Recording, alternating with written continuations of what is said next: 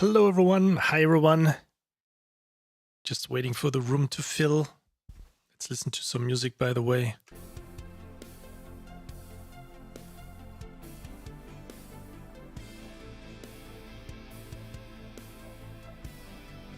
Oh.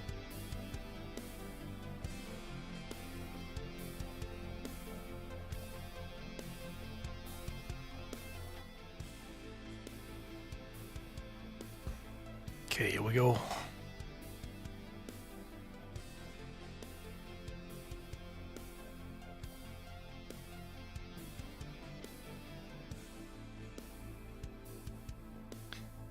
Hey Mustafa,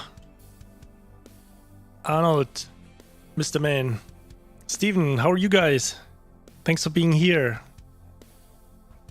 /live, Moinsen. I'm just curious if the music is too loud. I think it should be nicely and decently in the background. Hey Bernie, how are you? Joy, how are you? Nice to see you. Ben, hey.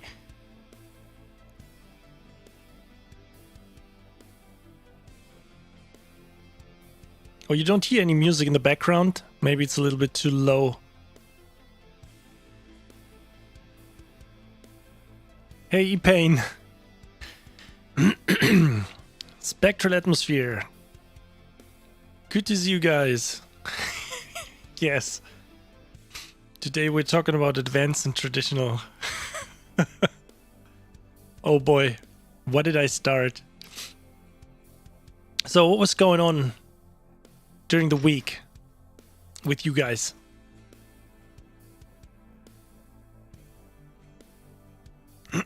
Fabian, music's probably a little bit too loud, too soft. I can see that it's coming through. It's just some music in the background here. I can just turn it up for a second.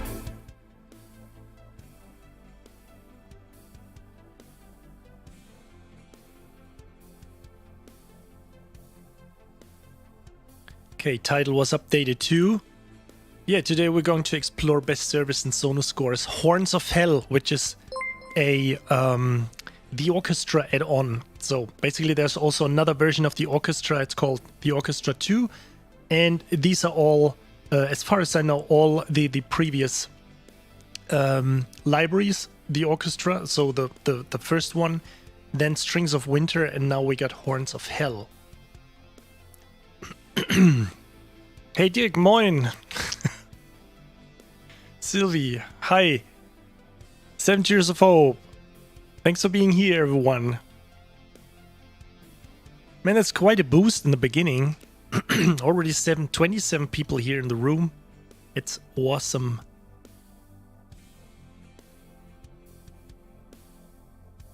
So what's going on with you guys?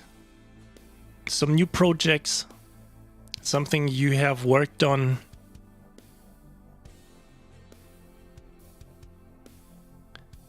Oh, Rick Reiser, just reading your post. You was watching it unfold, thinking to myself, poor Alex.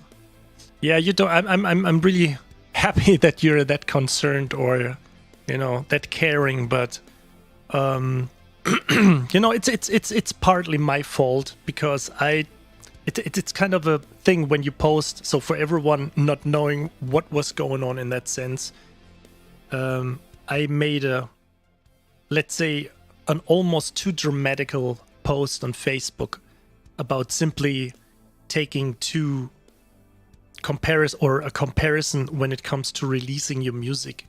So because the typical mindset of a musician or a composer is to release your music on platforms like Spotify, SoundCloud, and this would be the first thought when people think about, you know, making some, you know, some side income when no job is inside. And I was just writing, you know, like the traditional composer, what I was trying to say, and I know that my wording was kind of wrong, that I was basically trying to say the mindset of a composer is typically in that, you know, that is that traditional mindset when you are about to release music, that you just think of a finalized track. But what is the, I mean, I forget it all the time, like Spotify pays like 0.003 per stream. So basically you need like 1,000 streams to get a cup of coffee, which is laughable, right? And so I called it, you know, to be like a little bit of a more advanced composer, that you can open your mind a little bit and think outside the box to release music in so many other ways. You know, think like an entire Cubase arrangement, for example, for other composers. And it was never meant to dump the idea of, let's say, release music for the public, because this is obviously the only way you can do it, right? You just publish a track to Spotify, SoundCloud, YouTube, or Apple Music, whatever you want, and then people can listen to it and enjoy it. And this is like without question. My mindset, or what I had in mind is was just the way of you know, how to generate some or getting some alternative or additional stream of income going. And I absolutely don't care in what way you can release your music, as long as there is some money coming in. So if you have like MIDI packs or an arrangement, a Cubase arrangement, and people can use that as educational purpose, or even if you just, you know, sell it for people to use commercially by offering many intros, many middle parts, many, you know, let's say climaxes towards the end, like ending parts, many outros, and people can just put together their track, maybe educational purpose, or in the sense of helping in a deadline, or during a deadline, another composer during a deadline. That's all fine, as long as the bucks are rolling, you know. So it cost, to get back to topic, it caused quite a little bit of controversy that I used the terms traditional and advanced, whereas I didn't mean in any sense that advanced means better. There is analog photography and digital photography. It doesn't mean that digital is better than analog. If somebody's a master at analog photography, these people will rule the world, you know. If it works for them, fine. But there is an advanced way, in a way, technology advanced or open for more possibilities when you do digital photography. So, but it doesn't mean it's better, you know. It's just yeah. So we talk about, I mean, yeah, you just name it. I think everybody who's actually watching your content knows what plays. But basically, it was put like this, that everybody knows like this. And I'm not sorry for what I said. I apologized when I was using the wrong wording. But the mindset, I stand here saying, if you have that mindset of a composer that the only way is just to get hired for projects and to make money with finalized, mastered, mixed and mastered WAV files or MP3, then this is kind of an outdated mindset. If it works, fine. If it works, if it brings the money, if it pays your bills, that's absolutely fine. But there is alternative ways that you can set up and you know, have some, maybe even more success with it. And somebody who doesn't like this, or somebody who's happy with their life, this is the reason, this is the only thing I didn't understand. If you're happy with your life, if you're happy with your income, if you're happy with the projects you're working on, why people don't even care and jumping in and you know, throwing shit at my head. But I'm thankful, you know, for everything. If there's good comments, positive comments, I'm also thankful for the negative comments, because you just take a moment and think about, was it my fault? Was it just somebody releasing me as a valve to release some steam for their own personal frustrations, whatever? You know, I don't take this stuff personally. It's just important to have a, you know, decent discussion. V. Savatsky, Dune trailer reaction. That's actually a good idea. I definitely have to note that down. I was watching it actually today. I was sitting with, like, I mean, if I would have this long hair, I mean, on my arm, it would be all standing up, like total goosebumps on that trailer. It was absolutely amazing. To be honest, I had a little bit of a problem with the track, to be really serious. No offense, just in case the composer or the company is in here watching the stream right now. I had some little problems with the music. And I actually remember that Tom, I hope I pronounce his name right, Tom Gear, said that, yeah, he actually said that it sounded a little bit too positive. And to me, it almost sounded a little bit like a score, like a track from Dark, because this is kind of the style of the music they're doing. So I had this kind of impression that the track was a little bit too, you know, in the direction of Dark. Tom said it sounded a little bit too positive, and I agree. I totally agree with him. I had this impression of getting more into the Dark soundtrack of that Netflix series. But I definitely love that trailer, especially like the Sandworm at the end. Totally amazing. Can't wait to see that movie.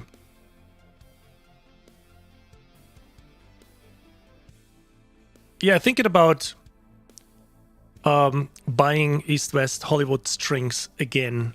You know, getting like the cloud and downloading their stuff. It's been a while that I worked on this. Or worked with this. I mean, I had the library before, but the cool thing, or the not the cool thing was, I mean, back then, and I don't mean this with bad intentions when saying this, but back then when I released, when I received the versions from East West, they handed out versions that you were not allowed to use commercially.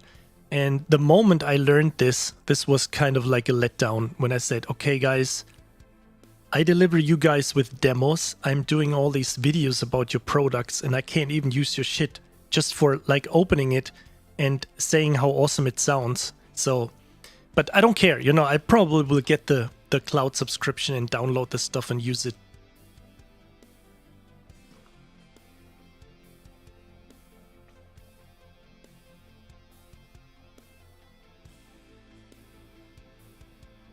Hey, Ruben, nice to see you.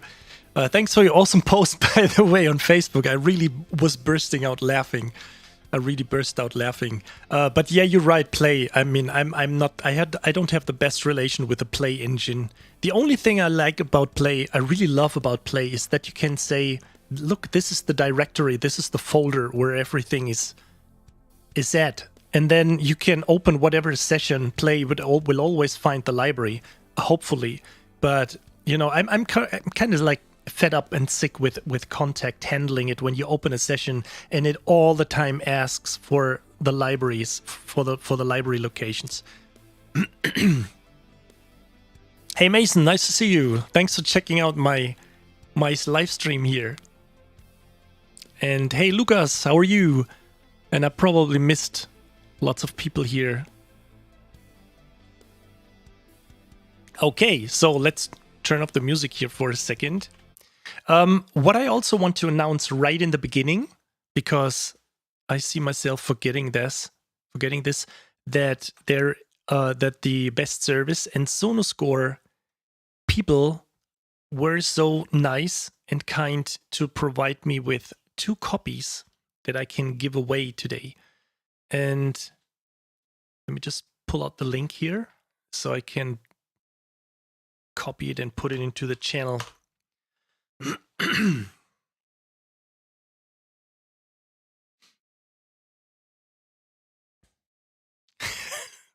Storm Physics, you already posted your own link in that. That was pretty clever, but maybe sooner or later I just have to deactivate this, because I mean, maybe just hopefully from a year from now or 2 years from now, and we have like 100 or even 200 or 300 people watching and everybody puts their links, it's kind of a little bit, but it's no problem.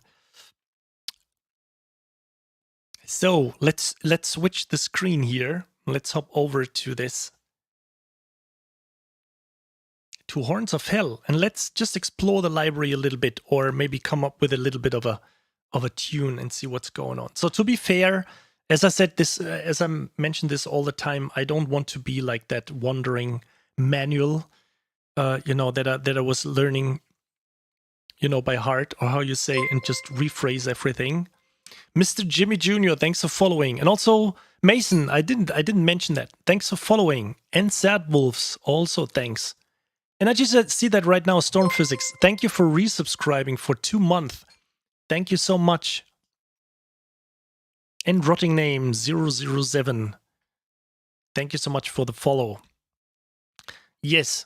So I was just checking out the library a little bit, made sure that everything installed correctly, just had a little bit of a, you know, a test of a few minutes and see if everything works so we can explore this library together. So we have Horns of Hell. To be honest, I didn't even check the website to get some information.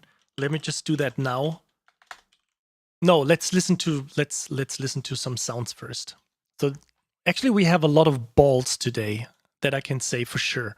So I just loaded the main patch, Horns of Hell. So there are also a lot of different folders in here. Brass organ. I'm really curious about the organ actually. Percussion and brass effects, a bonus folder here. So let's just listen to, I think that's like if we check that folder brass. So we got French horns, we got like articulations in the traditional, oh shit, in that, in the traditional sense. Yeah, it makes total sense. So, but let me just load that general patch, Horns of Hell. It may actually appear without bad intentions that I probably, you know, mention these terms, say these terms, advanced and traditional. And what I'm doing right now is just preparing my tea.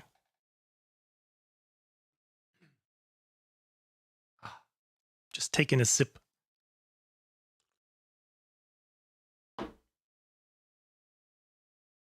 So let's just check out this library. I loaded the general patch, so we got like hell gates are shattering. Let's check out what is going on here.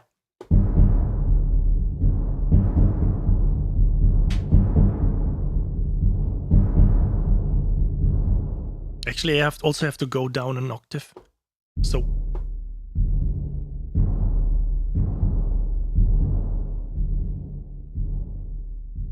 what I definitely like about all the Sonuscore libraries, also Strings of Winter and the Orchestra, so the initial release, you can do so much with a mod wheel. There are so many patches layered on top of each other that you can quickly, you know, change from not only from one mood to another, but also from, yeah, just one, you know, kind of like color of sound to another one, and introducing new instruments, but just having them snuck into the patch. So we got percussions down here, that octave.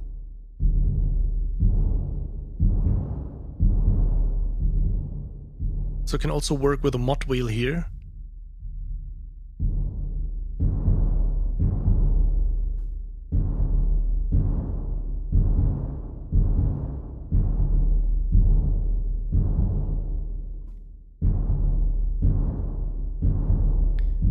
Yeah, Remco, to answer your question, yes, I know I can easily switch that off, but then me as a moderator, I can do that. So I can, you know, switch that. I could also introduce like slow chat. So just in case if we have like lots of people in here, I could introduce slow chat, but I think it's just possible to do on Twitch. So let's say the YouTube fraction that's watching right now would be definitely an advantage, but I think there should be something possible that activates. Actually, this should be possible with a restream also by introducing these things. There is a lot of options that you can just activate the chat in general for subscribers, but I mean, it only makes sense when you have like maybe like, you know, with Dr. Disrespect stream, like maybe 40,000 or 50,000 people watching. But I actually don't want to do that because it would mean like excluding lots of beautiful people here. So the YouTube rebels. Hey, DJ Adam. So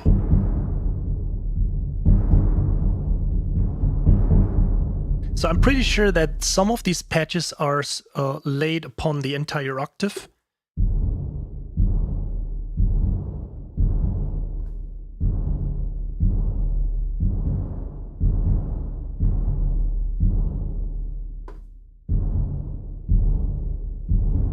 But they're probably all the same, so it's just that you have lots of layers that are, you know, reaching from for example, Z0 to C1. Let's check out the next section here.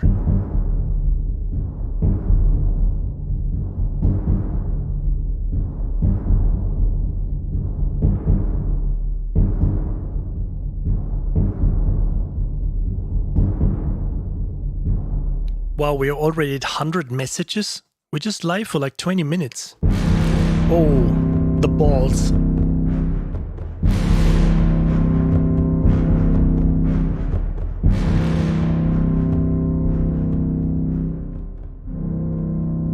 So this is the cool thing. You should see that. Maybe I should move the window a little bit more to the, so you can see like when I move the mod wheel, you should see that here. So what's happening right now is that mod wheel is down. You just got these low horns.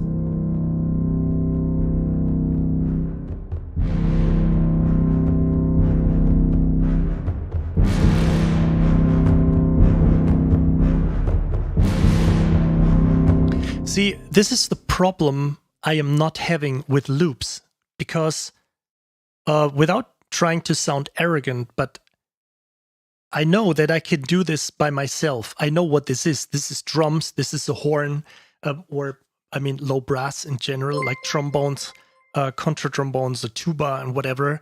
So I could create this patch by myself.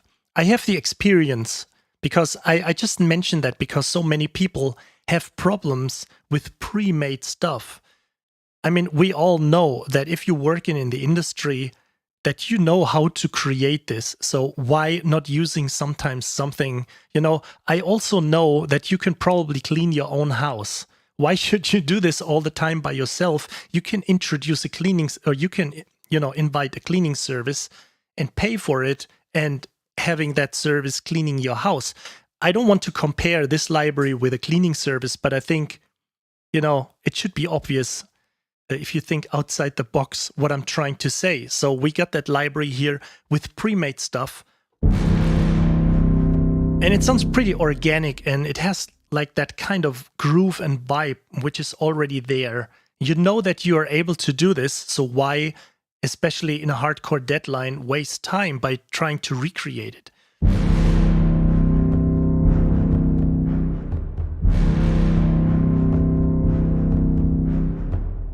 Yes, you can eventually get your girlfriend to clean the house. But if you just get a girlfriend in order to clean your house, it will probably end up receiving like some kind of a shoe getting thrown on my head right now, because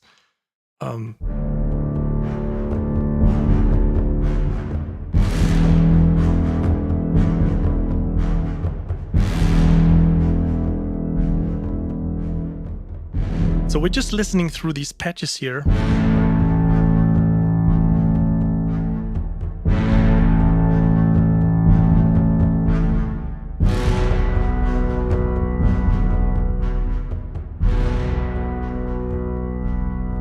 So we got some organ in here. I noticed that right now. I didn't before. I heard these overtones, but to be honest, at the first moment when I listened to that patch, to that sound, I wasn't aware that you already hear. You can hear the overtones pretty.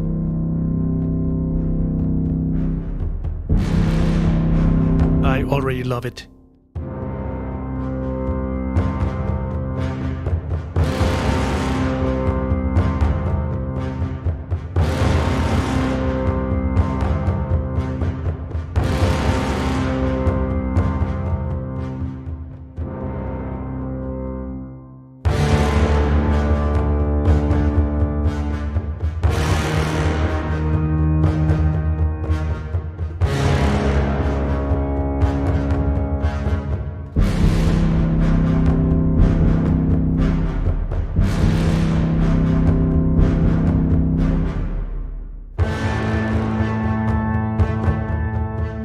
So that's this patch. Let's see what's going on in the upper octaves.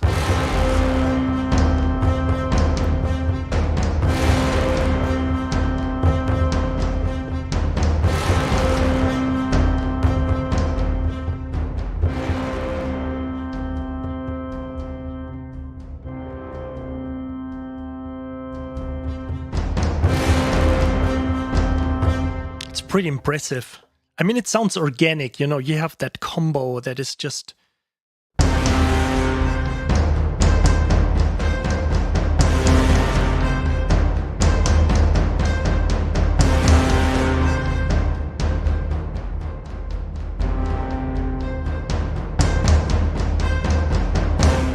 Okay, so the concept should be clear. So we got basically like every octave, we got a new articulation or something that is, you know, that is being added to the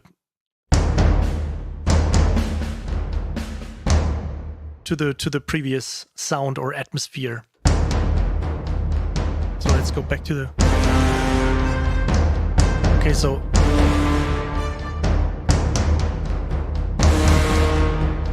Okay, D sharp, and then from the E we have drums.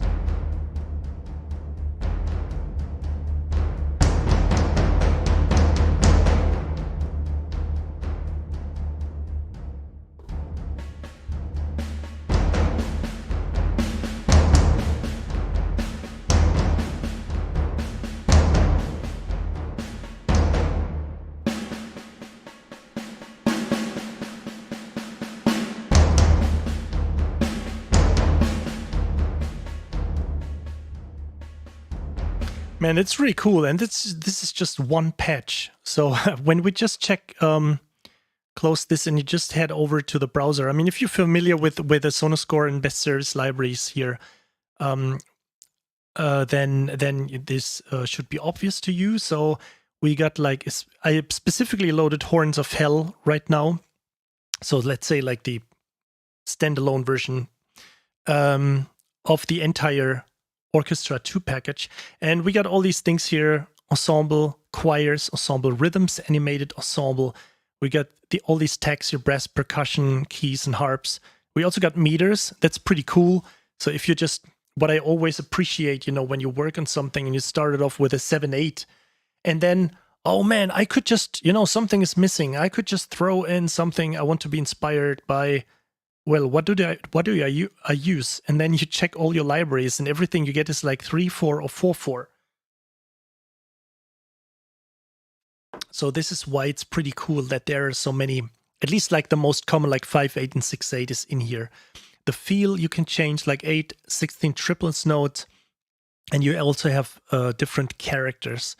So let's just, so also we got like these presets divided into brass presets, mixed organ, we got battle rhythms, and we got these probably specifically sound design patches. So let's just load some of these sound design patches. We always start with a, you know, with the general articulations. Let's start with these design patches here.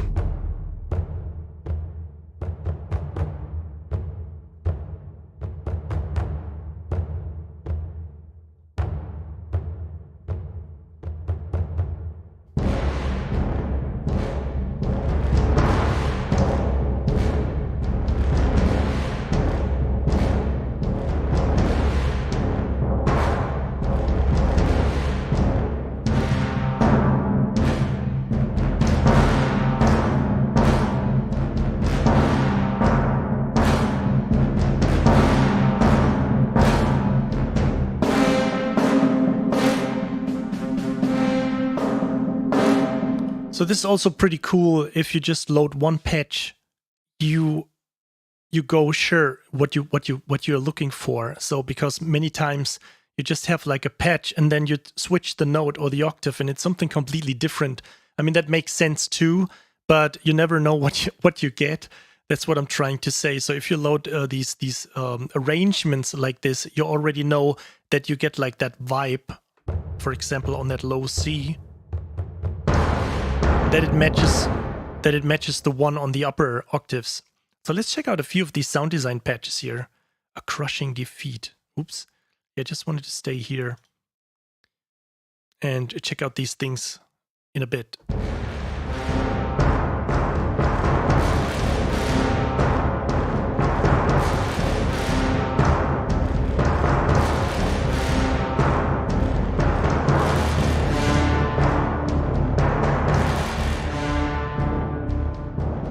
So every time something disappears or, you know, will be added, I'm just moving the mod wheel.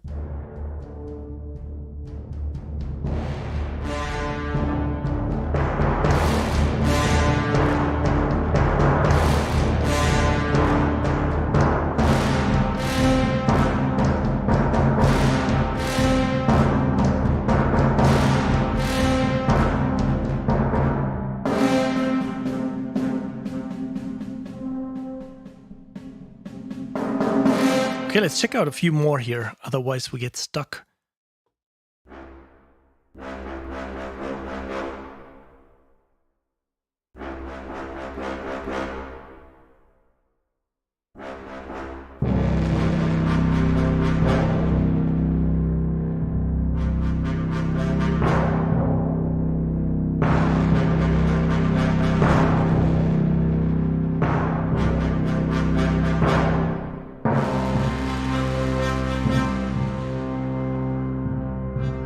Also, what I notice is that these patches don't sound, how do you say it in the nicest way, commercial, that there is some unusual character to it. You know, so many times when you, for example, hit like a drum loop and it goes like ding ding ding ding ding ding ding, you heard that probably 100 times, but these patches sound very individual, or some or not really like commercial. You know, you play them and they instantly sound like something that you have eventually never heard before. Of course, I don't know any brass library or any movie soundtrack out there.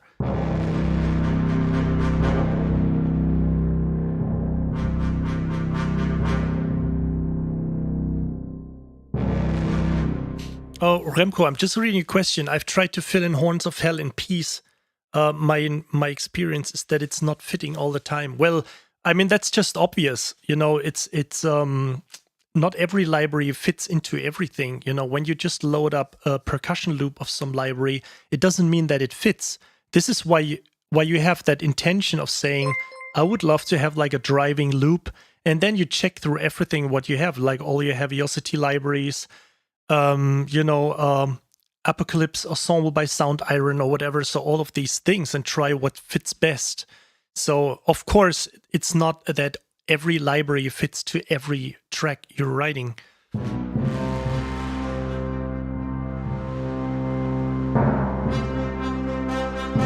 Yeah, we didn't. I'm just reading your Fabric Sounds and Spectral Atmosphere that you can build your own patches too.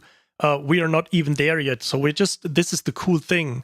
So this is like when you see that, again, you know, like that impression, you just see like one patch and then it loads and then, oh, these are all my patches. But we just had like 4 or 5 patches. So I don't want to go to all of these patches and explore a little bit more of that engine and the mixer settings here in a bit. Let's just, I always do the double click. Just want to stay in the browser here for a second.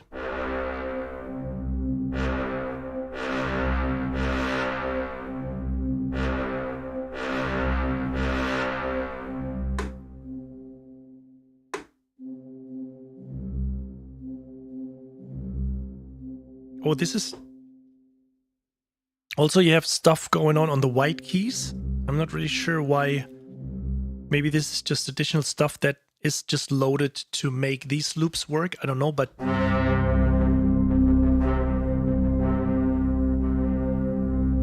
Hey, Gas, good to see you.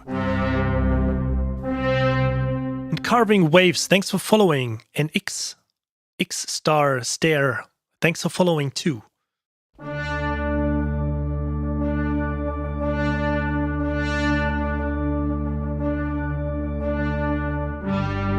So especially the combo brass and organ sounds pretty great. Let's check out a few more here. 7/8, Power of Conviction.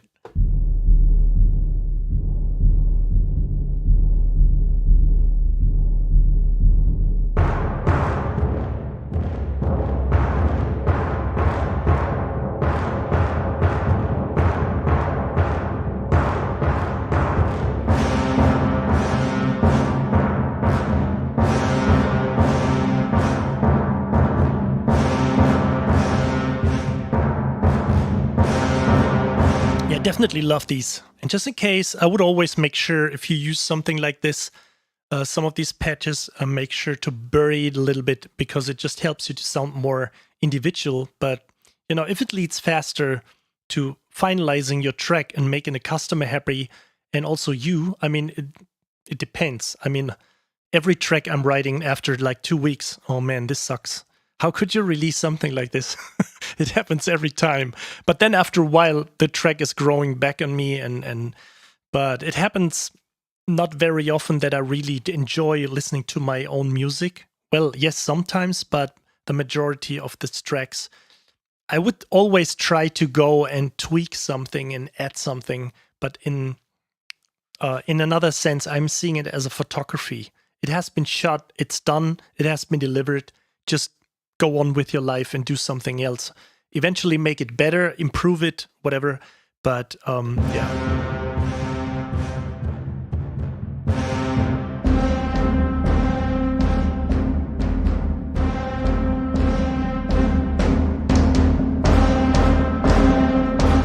Okay, Barbarians. Definitely have to check this one.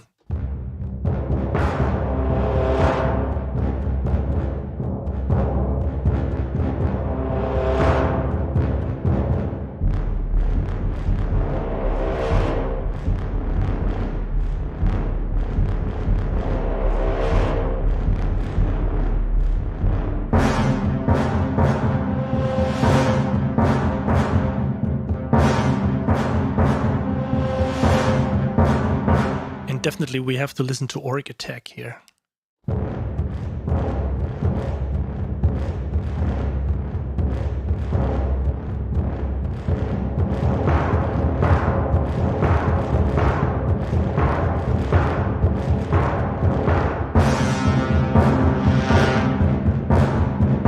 What I also like is that the low brass is hanging a little bit, it's dragging a little bit, but in a positive sense, that it's just adding this heavy vibe, you know, like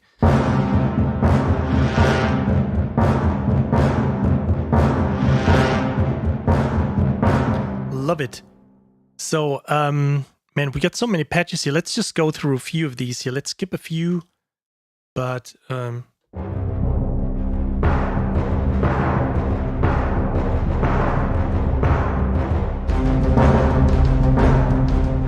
it's funny, in the first moment I thought the patch, some of the patches sound similar, and then after like half a second, oh no, it doesn't. So the color, the impression of the sound may be similar, but of course because it's the same instruments, haha. But you know,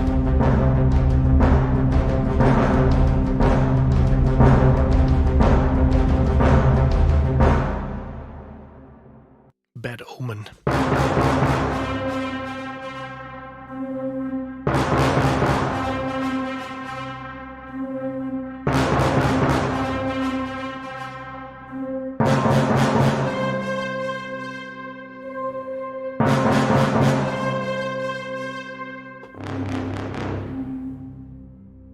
Okay, so I think we checked out a lot of these patches. Let's just go through a few of these because I mean, yeah, just want to maybe listen to the sounds. Full muted staccato, full muted staccato.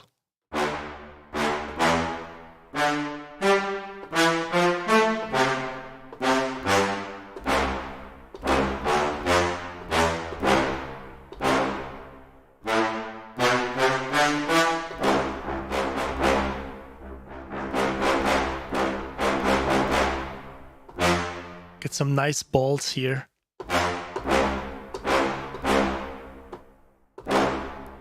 Muted sustain.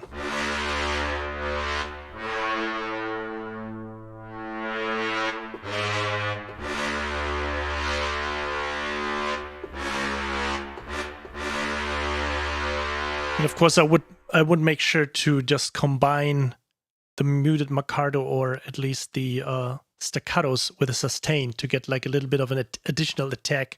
So just layering like two instances of this. So just, oh, okay. So I was afraid that I was already, you know, probably forget to talk about the snapshots because I forgot about this, almost forgot about this. But I just see now that these are all the patches we have also in here in the sidebar. But just in case if you're used to using snapshots, you find these patches over there too. Muted mark.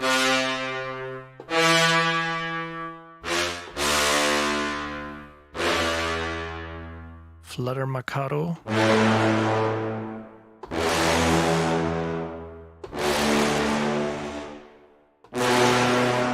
Did anyone ever had a patch like Flutter Macado? Especially, I mean, maybe not in like a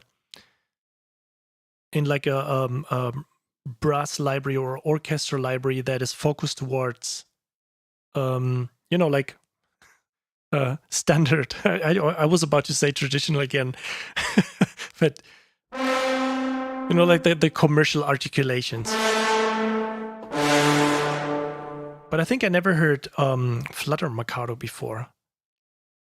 Flutter Sustain.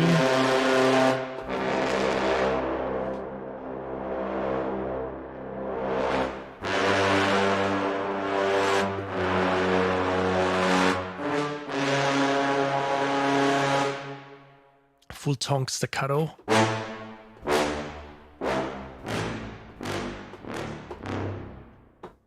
Okay, so sometimes it seems like there are additional notes going on outside the colored patches.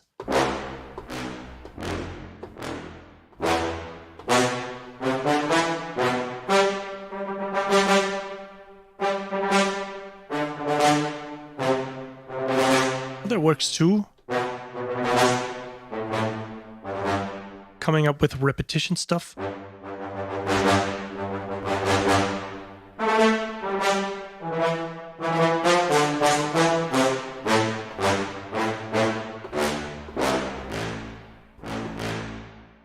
Low tongue staccato.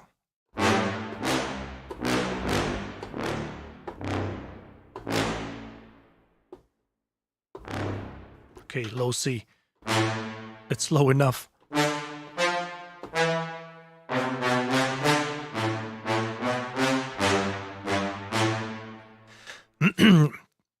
Dragon's Music, I would say this VST is for more advanced composers. Yes. So, I was just, you know, to be honest, I was reading it seriously, but in another context by saying like, this is an advanced VST for composers. And I was thinking about, you know, with advanced articulations, so not like natural or standard articulations. So, but while reading it, I was just, you know, it was obvious. I mean, you know, German takes a while. Efficient, no humor. So we get evil hits. This is always a good thing to have.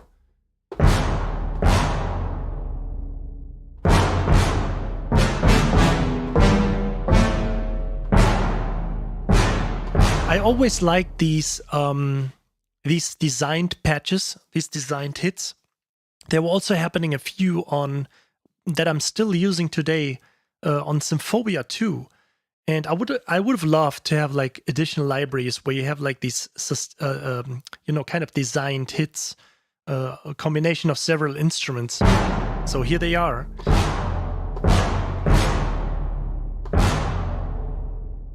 Evil Sustain.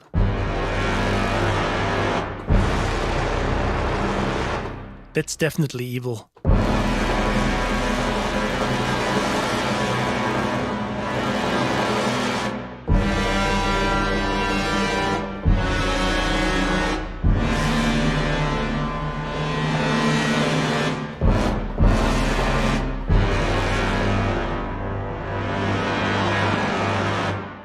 Okay, so we got these mixed patches here. Let's check out some of these organ patches.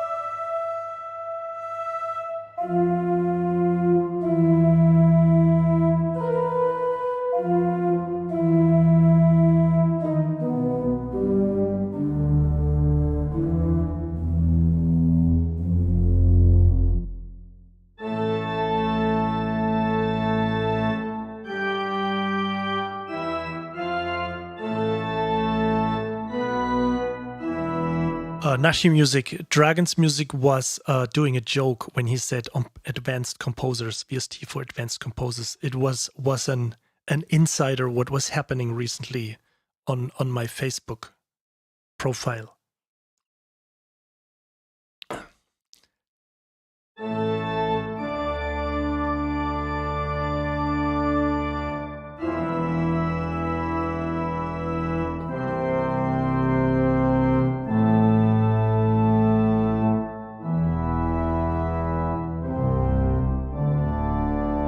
Mocking is always good, always. I'm always up for that. I actually had the idea of open that stream with like having like a bit of tape or a paper on my head saying like advanced composer on my forehead, you know, so but I think I just simply forgot before going online, but that would have been funny. So mixture, bass.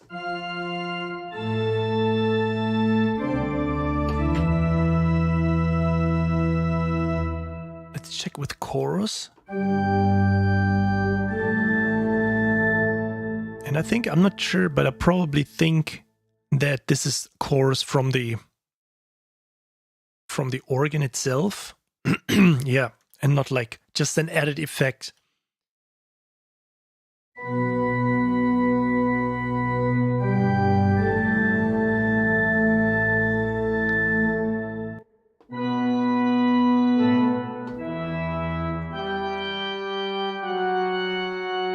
Excuse me, but I just have to go straight to that organ massive.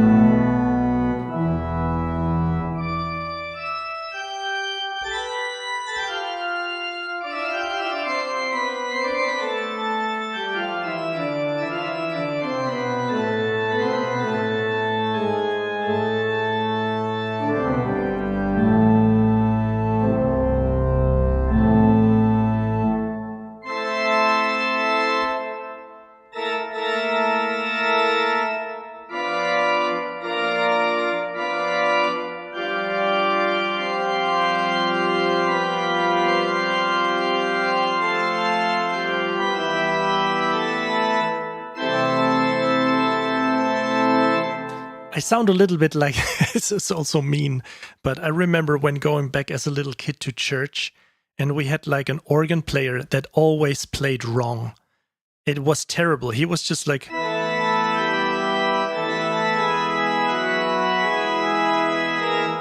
Something like this always happened. It was so funny. So I was just reminded by that when I was just trying to, you know, decently play keyboard.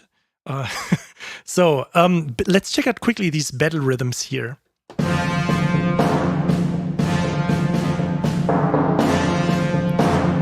Okay, so these seems like a little bit more complex or...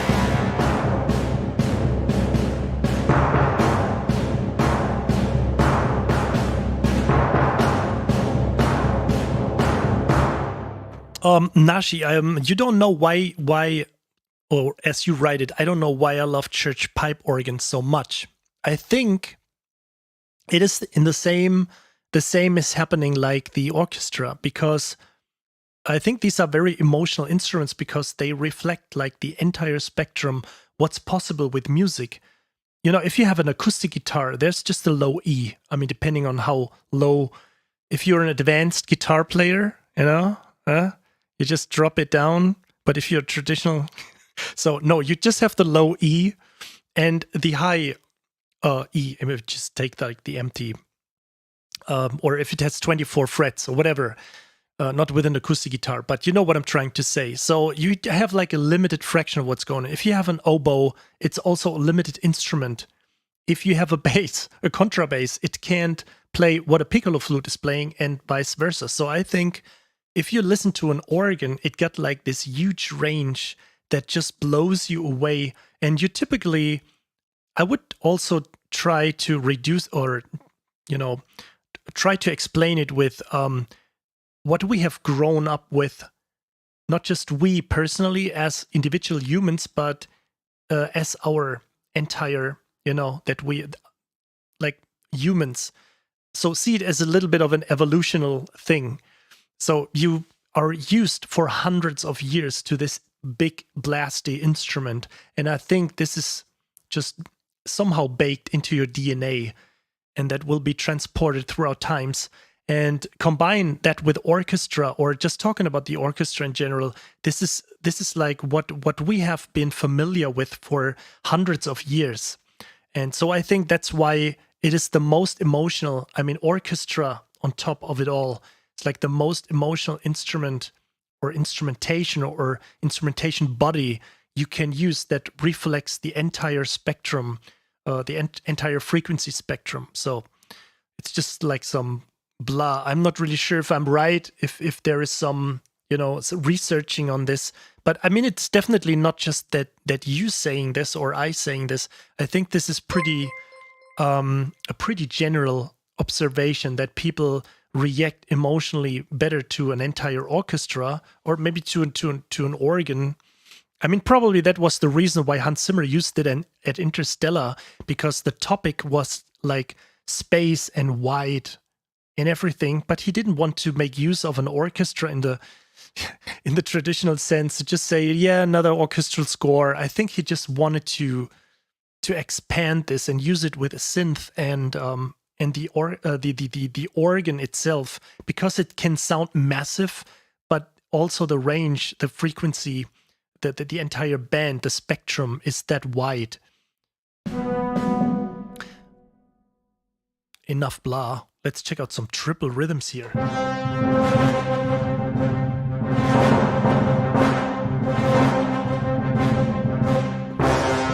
Yeah, or actually 1,000 years. Yeah, even better.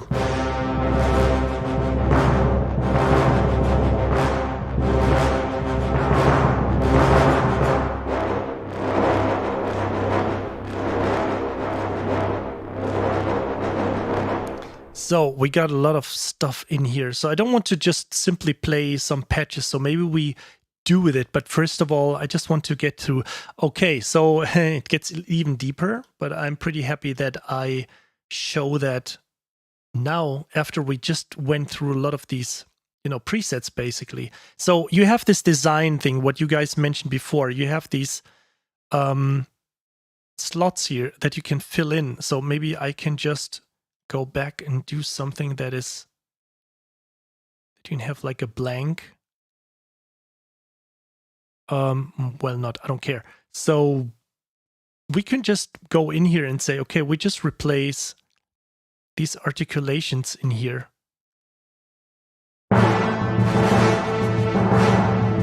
Let's tenor horn Mikado. Let's just randomly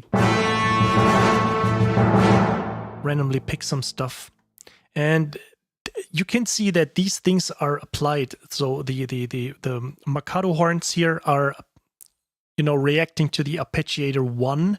You have timpani hits reacting to arpeggiator 2. Let's just change the trumpet tonk staccato and make it flutter sustain.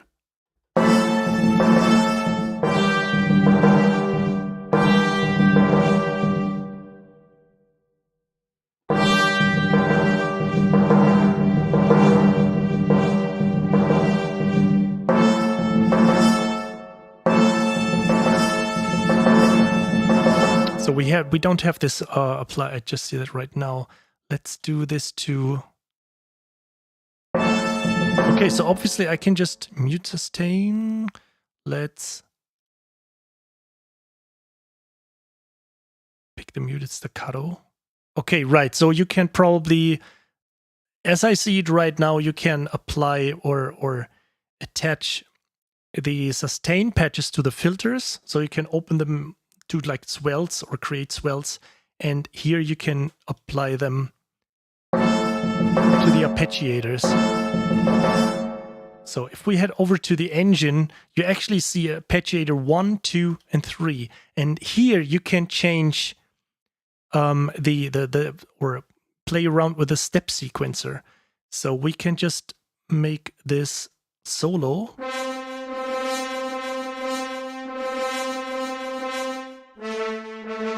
So you can design your own stuff here.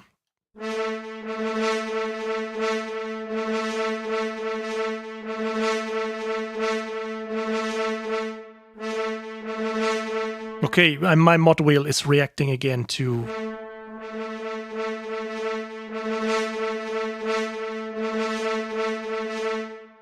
Oh, there's so much stuff here you can do, changing the meter.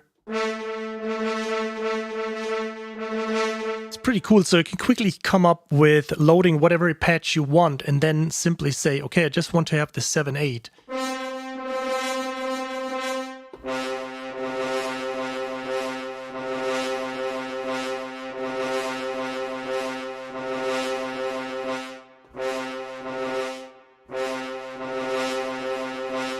Okay, 4/4.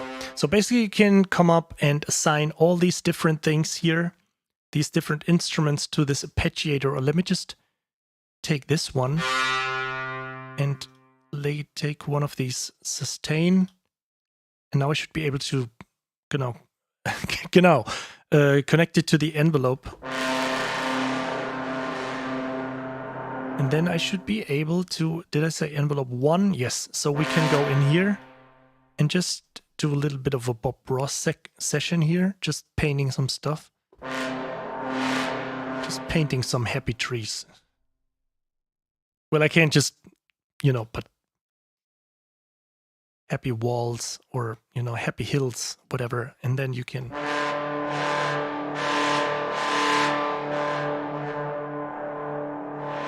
So I'm moving the mod wheel right now, and this is what is really cool. It moves in relation or algorithmically to each other, however you want to call it.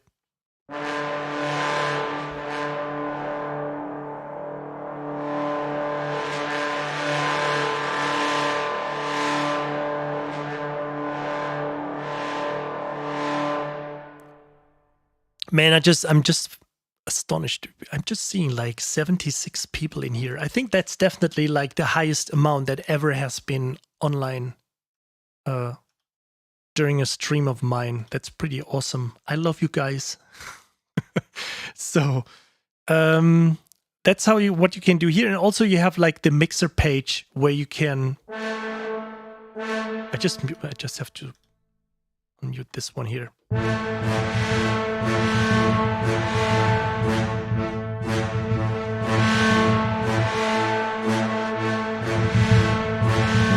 So you can pan it, you can put some reverb into it.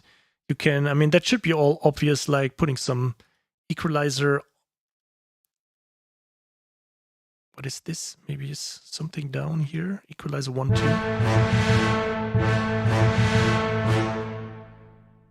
Maybe there's like a little window I didn't see yet. Kevin's Official, thanks for following. I also forgot again, MCHN. Mechantrax. Thanks for following too. I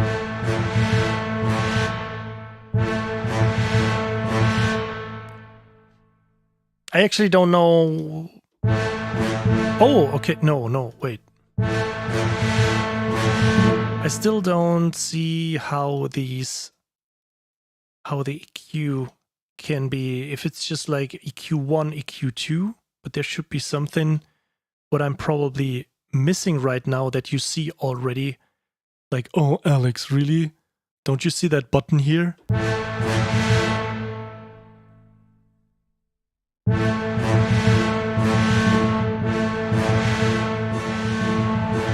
So obviously the compressor, I see the reverb. Let's turn this off for a second here. We didn't do that. I just...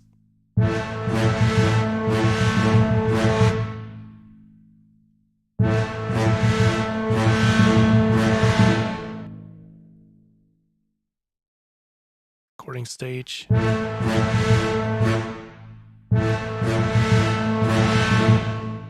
I'm not really sure if these impulse responses or the reverb, what has been used here, if they have been captured from the hall the instruments were recorded in. I'm not really sure, but I don't know. I would probably...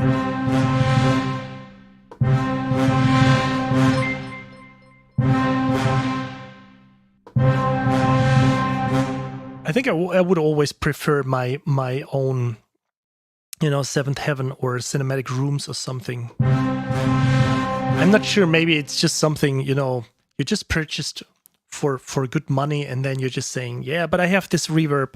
I'm not saying that this is a bad reverb or something, but I think I would just use it to quickly dive in, dial in some reverb just in case, whatever. I don't have a chance to do so, but in the end, nobody cares anyway. I don't really want to know how many tracks have been composed with internal contact effects, no additional expensive reverbs or outboard gear or whatever that have been released that are in movies or whatever. I actually don't know. Besides like the general mixing and mastering of the track itself, I'm just talking about the arrangement process or the compositional process while writing the track. Storm Physics, just stop pasting your own link. I just have to compensate this and just posting like the original link. But just rest assured that not like the how do you say, like the participant wins with the highest points again, so it will be equally distributed. It's just a little bit of a higher chance to do so. So okay, so we should probably get something done with that, huh? With that library, instead of we could just quickly check. But I think, let me just check this. We have additional folders in here, and I'm not really sure. Let me just load some of these other patches here.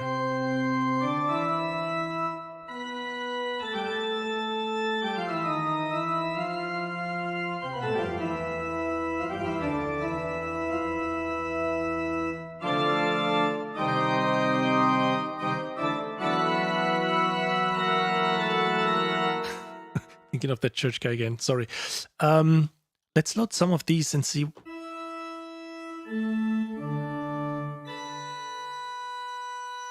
I'm not sure, but I think these patches, let's load some of these bonus patches here, are already part of what we have inside the general folder here, but maybe some of them.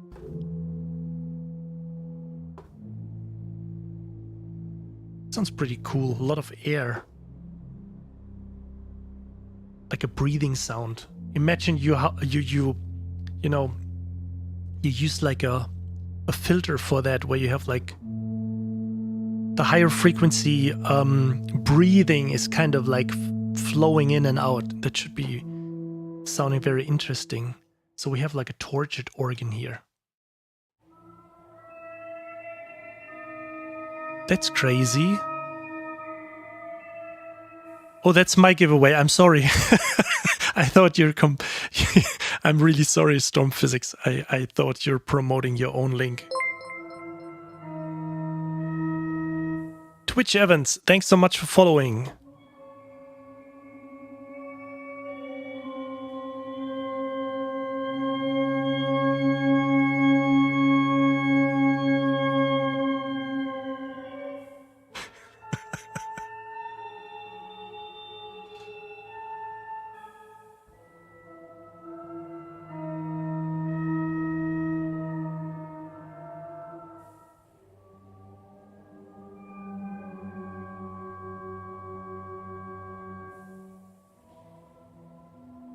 No, as I said, always take things I'm saying with a grain of salt. I probably can't be really angry.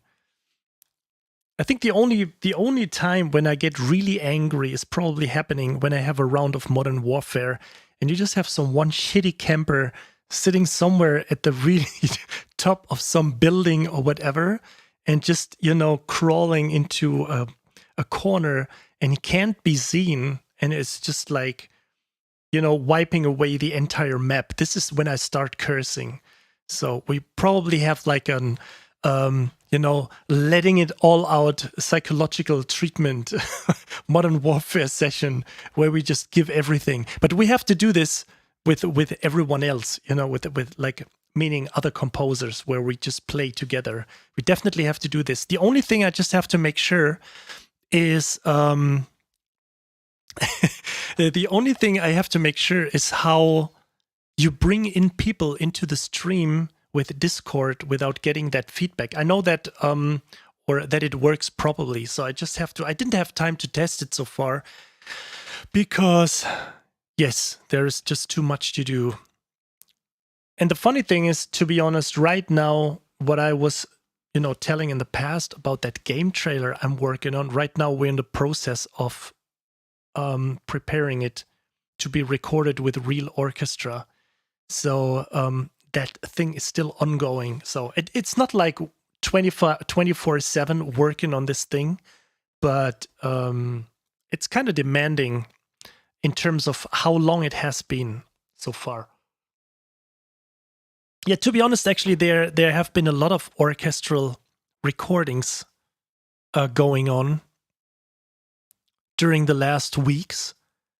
Also, the score has been recorded for that one popular MMO I was already talking about, but we will see. It's still not released, so it's probably been my most, how you have, where I have to be like the most patient, because it's probably round about like 4 or 5 projects in the pipeline that are either done or I'm currently working on it that I can't announce.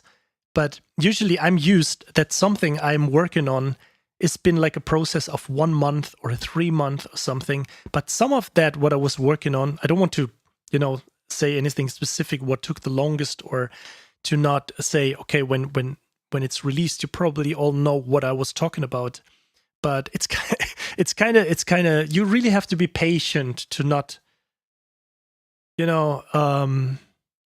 almost forget about this, which is a good thing.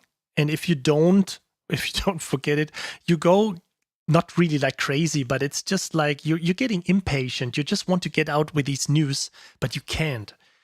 And yeah, so I think probably everyone hates it when you're just released something and you're super proud of what you did and you tweaked every little thing possible and, had like these blood, sweat, and tears moments, and everything is now looking absolutely great and you can't wait to be released. And then you're just counting the days and the weeks and the month until it happens. So oh yes, I just wanted to do this. Let's check out the percussion thing here. So we got deep hits effects. They are really deep. This is really deep. I hope your subwoofers at home are still in okay.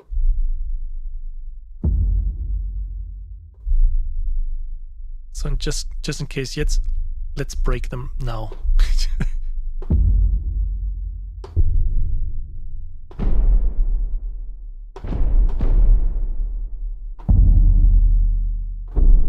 This is also another thing.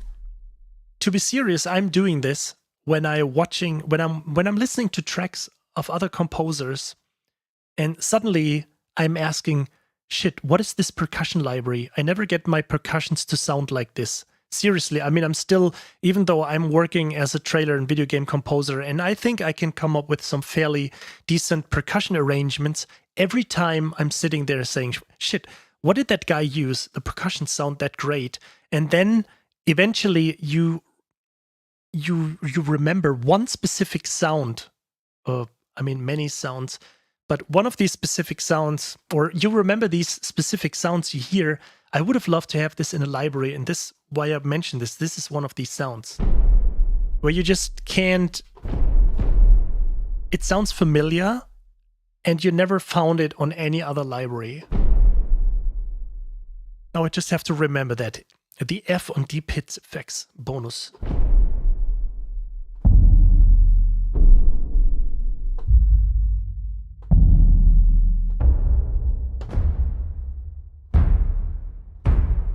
That one is special.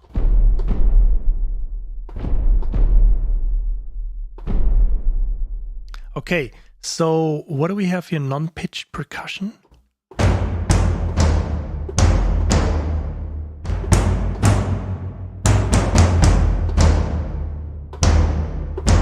It almost sounds like as if there's some, what metal drummers put,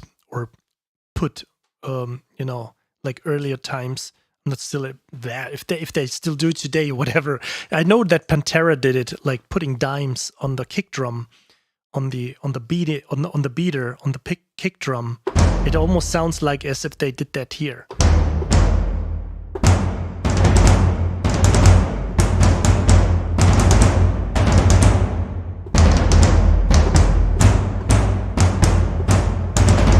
It probably could be a little bit of a problem when you have lots of percussion going on. You have this master track and there is these things clicking out. You want to be careful with that, but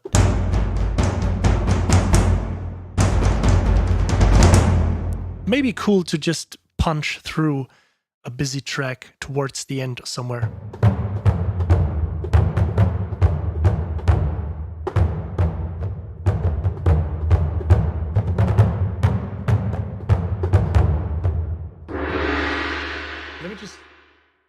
Let me just check how this thing works with the...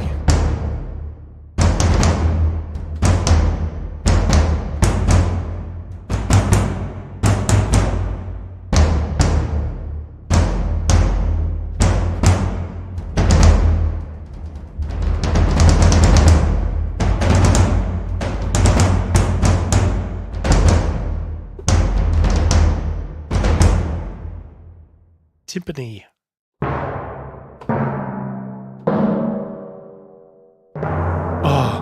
That was about like, please be rolls. You can never have enough timpani rolls.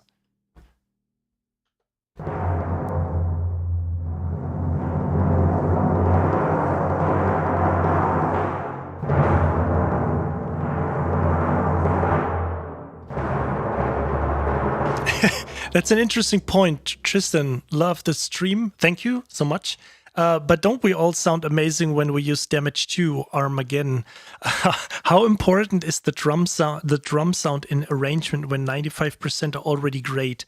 Will that extra 5% be noticed? I think if you just drive a Lamborghini and you don't know how to drive it, it still looks good. But you know, the curves and everything, and you know, the general driving style, I'm not so sure about that. So you definitely have to know what you do. Of course, I'm not saying that you don't or whatever, but generally speaking, I think yes, the Damage 2, the Armageddon, or especially like the Armageddon 2 patch, you mean probably, and the also the Monster patch and all these things, they sound great just out of the box. But this doesn't mean that it always depends on the arrangement. The same like with Junk XL Brass. It can just sound mighty, but if you don't know how to arrange, or if you don't know how to mix it in with other instruments, then you still have to know what you're doing.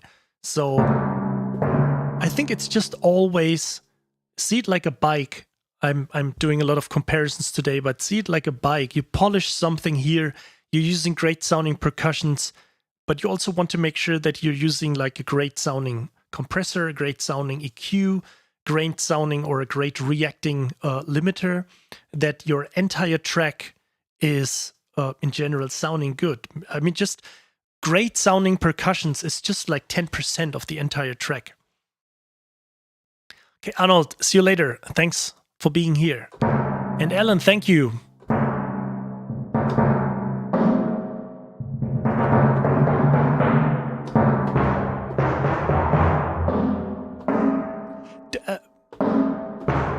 So I'm not really sure if I'm wrong, but sometimes I don't remember that. No, I could be wrong probably, because I think I confuse this with tubular bells, that I sometimes hear libraries that have a very limited range on tubular bells, but I also had the impression that it also happens with timpanis, that they are just available within one octave. I could be wrong, but I remember that many percussion libraries or orchestra libraries in general that feature a timpani sound, that they just limit it to one octave. But I could be totally wrong right now. It could be just like could be the light, you know.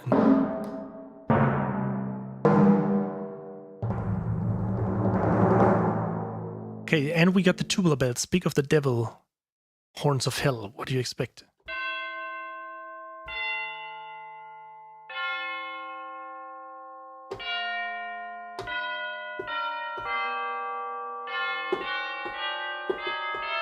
I just have to play through them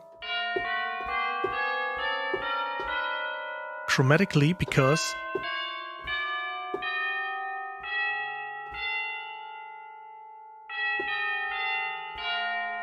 I mean, it's pretty hard to tune these. At least I have the impression that they sound really in tune. But I experienced lots of libraries that offer tubular bells that have been out of tune. So especially earlier libraries, I think. Yeah, they sound pretty clean, pretty sorted out, and well structured. I think it's pretty. As I said before, I don't have any experience with recording tubular bells, but I heard quite a few wrong notes in the past, and especially lots of overtones, lots of microphone stuff, because these are so, like, how do you say, like, I don't care about all these physical terms, but there are so many overtones inside that instrument that if you have some mistake going on in the setup or in the recording, it can quickly slap back in a sense. I mean, slapping you in the face. You know what I'm trying to say. So, we also have the brass effects bonus thing here. That's what I wanted to check out. So we got, let's check out these brass effects chords.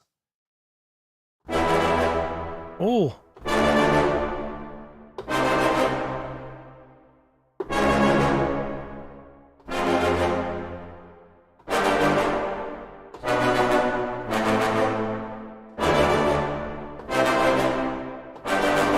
It's always great to have, like, these little things.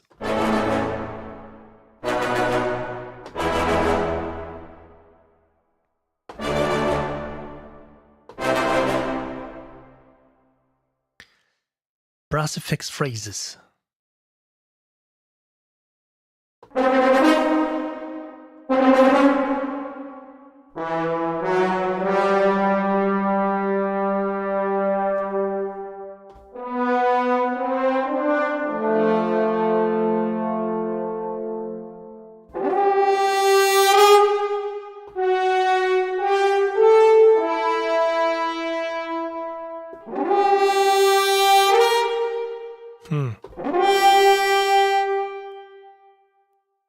I didn't expect this.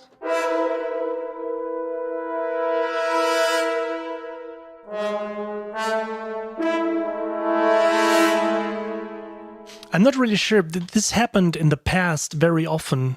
You know, that people were sitting there and saying, like, you know, some kind of a old, like an old cartridge. There was like an oboe that sounded absolute. I just remember that talk of some guys in a studio back then when I didn't have a clue of what they were talking about back then. But that was like, yeah, this old whatever on that cartridge, the oboe sounds absolutely amazing. And then there is like another cartridge. So it seems like there was always just the libraries always, or the sounds, the cartridges or whatever they used, the CDs or whatever, they always had value. There was never a shitty library or something. No matter if there was a shitty library, there was always one patch or two patches that people constantly used during their productions. Or it's like when you listen like to old piano players. When you listen to piano players that know all of these older sounds, or that used these lots of these early synth, or like the Korg M1 or whatever, or I don't want to get into all kinds of synth. And then they're sitting there, they find this specific piano patch that they eventually still use. Or I remember just one guy swearing on, or just praising the nano piano, that to that time, that was his to-go piano. He didn't want any other piano than the nano piano, that little module that was just hanging on his rack instrument somewhere at the side. And it's kind of amazing. I mean, look at now we have all these libraries, and how many people, especially on specific blue forums, are like, this library sounds like shit. And I totally don't understand this. And without saying, I mean, I definitely like this library, but coming back to what I want to say, this will definitely, like this bonus section, will definitely one of these patches that could stick forever with you, because where do you find something like this?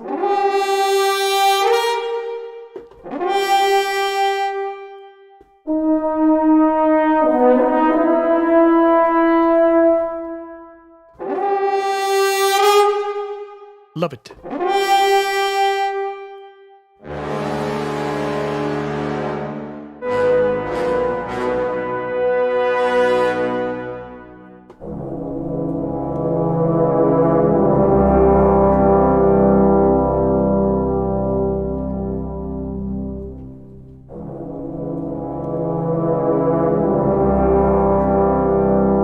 It's amazing.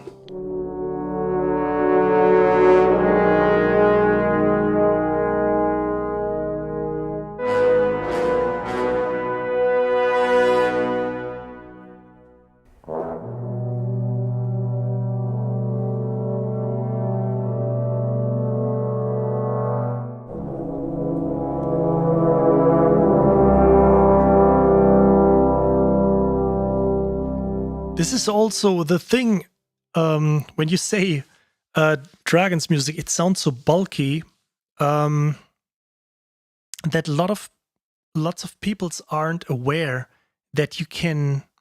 Let me just load another instance. That it sounds very great when you. Let me open a brass patch. Let me load trombones here, sustains. Let's build like this little simple. Let's do something like my typical setup here. So let's load a staccato patch, put this on the same channel. Wah!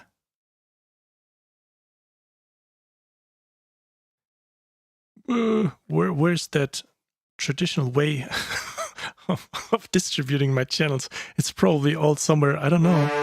How can I change the MIDI channel? Mama. I don't know, maybe it's here somewhere. I just wanted to build like that patch that I have them all on my same on the same MIDI channel here. Why I'm not finding this? Anyway, so we just do it without.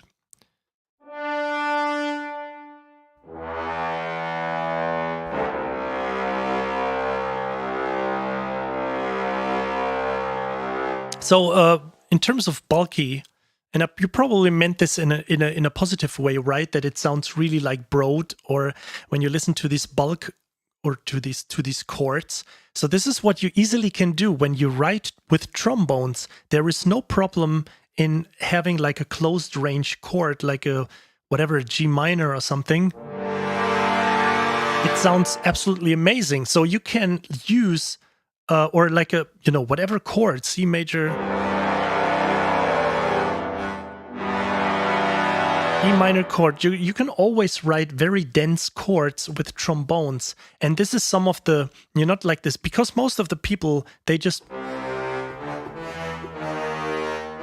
I mean, when you have lines, it's obviously, of course, you would use octaves.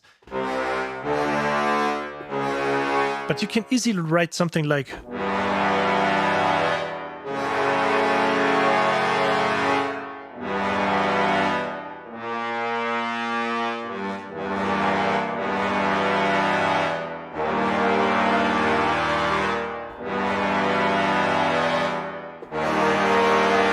so you can write all these close and dense chords, and this is what especially happens in Lord of the Rings, when the music, especially in Lord of the Rings, is not really like, you know, hardcore trailerish. It's very kind of swampish. There's a lot of reverb going on, almost too much for my taste, but it sounds great. It adds this specific something to the track, but there is a lot of close range trombones going on.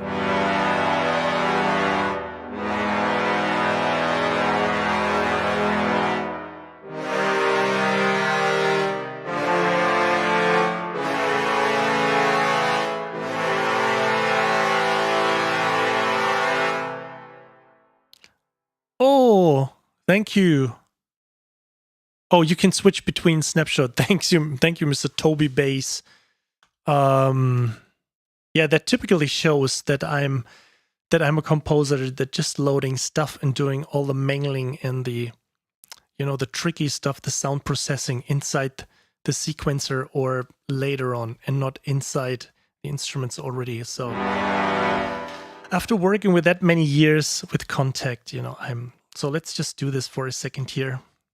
So we can, thank you so much. So we can just assign this to the,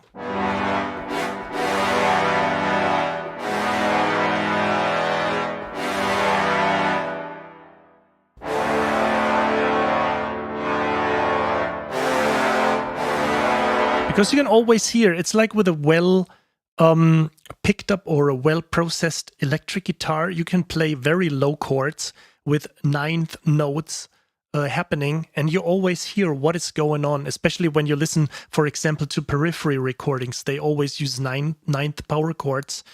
It sounds really great. It sounds very, very pristine, and you can do the same with trombones. So it's a very good way to write these dense chords with this.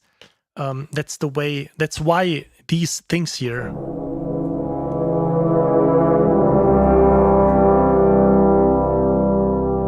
Sound so bulky in that or just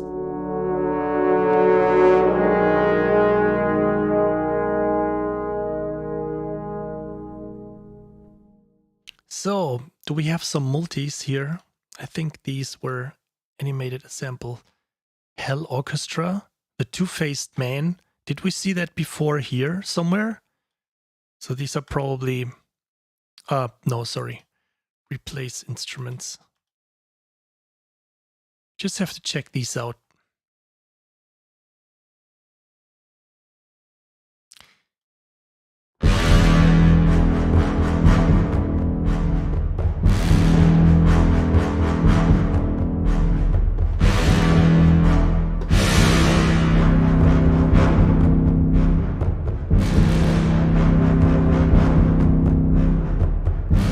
So we get like 3 patches loaded here.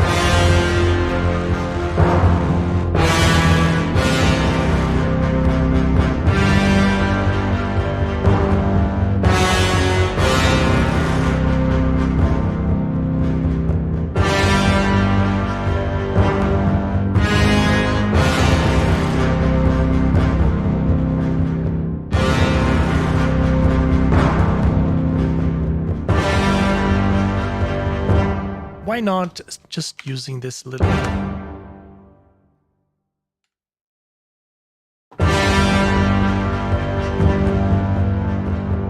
Let me just...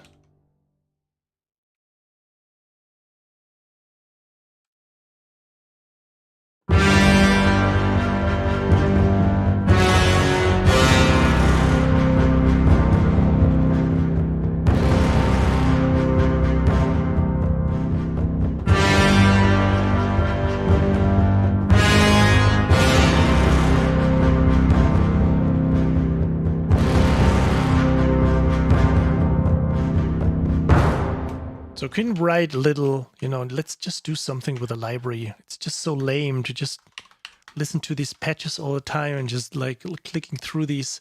I mean, it's good to show the sounds, but it's also, I think, kind of like a pretty welcome.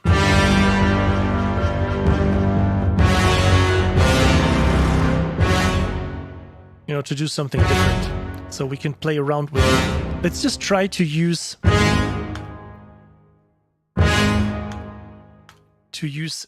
also the percussions from here, or maybe add some little bit of action strikes and see how this sounds.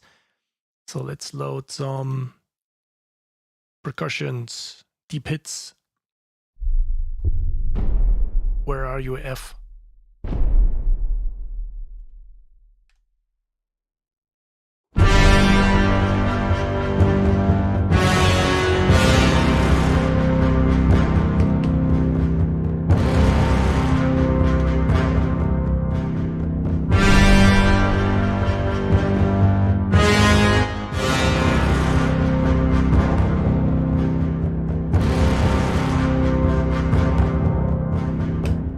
So let's create some little bit of a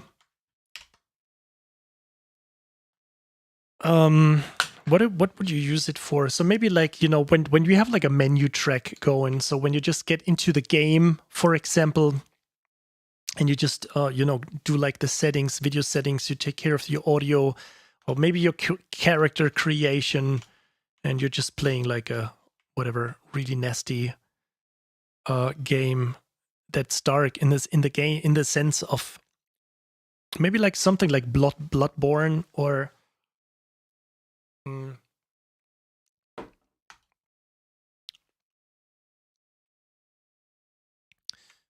maybe Call of Duty with swords. Forget the name of that game.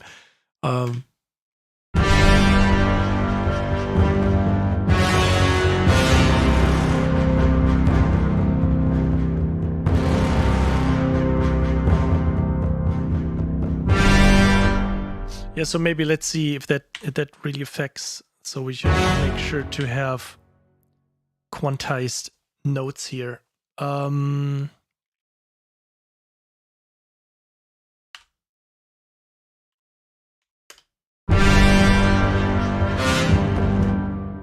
Probably turn on the grid for a second here. Let's do it like that.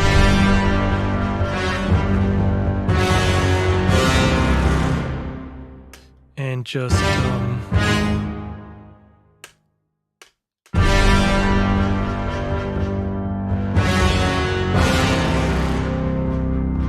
let's use a little bit of dynamics and play around with the mod wheel here on this. Oh,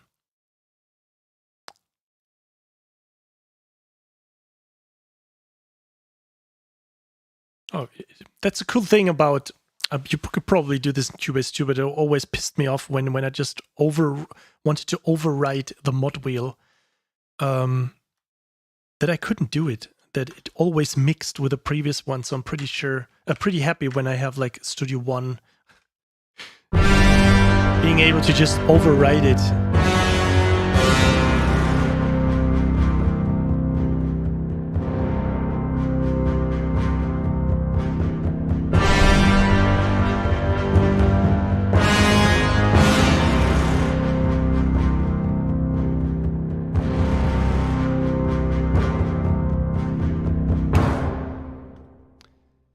Yeah, right. Or something like, I think I remember, what did I play, like Mordhau? It was called Mordhau or something. It's like this simulation where you just run around and chop off people's arms. I mean, just like a battle royale game, or like a deathmatch thing, but with swords. And there was also one, damn, I think I did a Let's Play back then. It was like that game that has been released where you're fighting in the arena and you can pick specific swords or halberds or daggers and whatever. It was pretty funny, actually, pretty gory, because you could basically chop off everything. But the music, I think, was also nasty. Okay, we have these hits here. Let's load another instance and come up with some percussions here. Was it called Cavalry or something? Remco, thanks for being here. I probably missed a few people leaving, but thanks for being here. See you soon.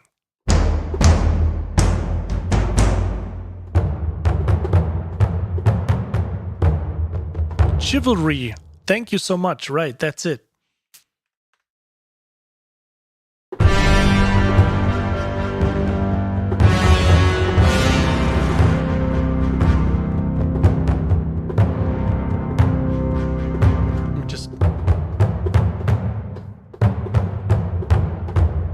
Okay, so they are all gently tuned.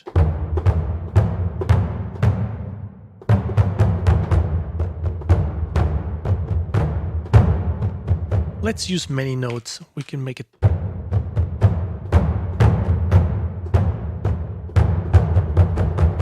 It's also not the same sample, or are there a lot of round robins? But I don't hear any phasing. Let's use something like this.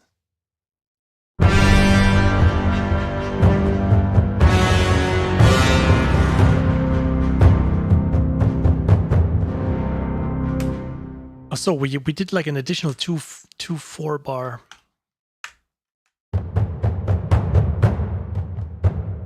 Oh, no. Just quantize that too.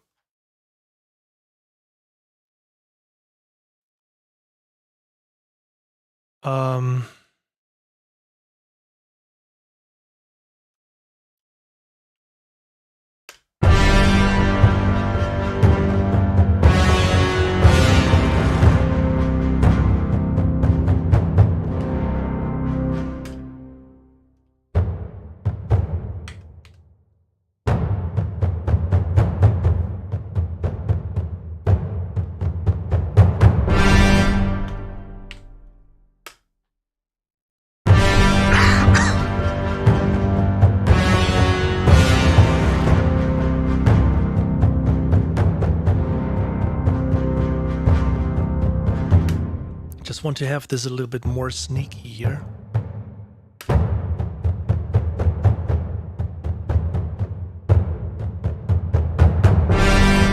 Okay, and then go full throttle back to that circle. This is also, and I don't mean this in a bad way, but what I miss with today's music from many composers, that it is not wrong to work in blocks. Like, I mean, basically we work in blocks like this, you know, copy or creating something new, and then we just hop to the next block. Is at least taking care that sometimes you put something, call it more interesting or not, but at least it's a little bit more unusual, that you have like an additional 2 4-bar going on, because it adds a little bit more tension.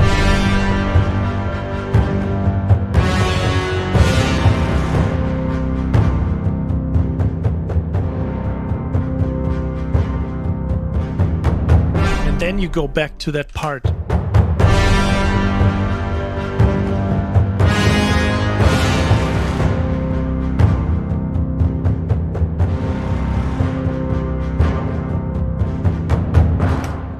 So you have like a loop that is not really, you know, like it's all the time the same. You got something, there is a little bit of an unusual structure going on. It's something completely different, but just comes to my mind. There was a track by Björk, and the track, I think it was on the Post album. There was one track, I think it was the song Hyper Ballad, but I don't want to because we're streaming to YouTube. I hope, yes. So yes, of course we have YouTube people here. So we're streaming to YouTube too. So I don't want to get a claim again, and because it happens all the time. And I think Hyper Ballad, the track, has, usually pop tracks have like a 4, you know, like a 4-bar phrase. And so on, and it starts again. And I think if you check out Hyper Ballad, it's a 3-bar phrase that totally took me off. I mean, it says something was strange with that song, but the instruments didn't make me wonder, or the voice. Of course, it was extraordinary, as with everything from Björk, by Björk, but this track was divided. I hope I'm not wrong. This track, Hyper Ballad, has been written with a 3-bar pattern. It sounds absolutely amazing. If you listen, do yourself a favor and listen to that track, and you will see what I mean. So I was just reading, I was late to the stream, but can you export the MIDI files like you can in the Orchestra? No, but you can get a MIDI pack soon from, no, I'm just kidding. But let's try this for a second, maybe with a patch. You can probably export MIDI, right? So you have it here, drag and drop, so you can do stuff like this. Oh, see? Thanks for asking. So you exported it all to MIDI. So you can do this. So even if you want to tweak these loops, thanks for mentioning this. So even if you want to tweak these loops, you can do with the same. It works the same way as also with Strings of Winter. And as you already mentioned, the orchestra itself. So let's remove these. Let's come up with a little bit of more stuff here. Okay, thanks for being here, Dragon's Music. See you soon. Talk to you soon. Bye. Let's add something.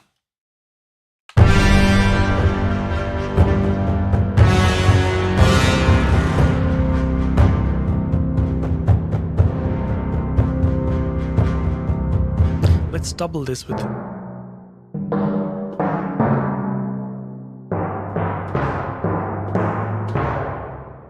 Not sure if we use a high one or...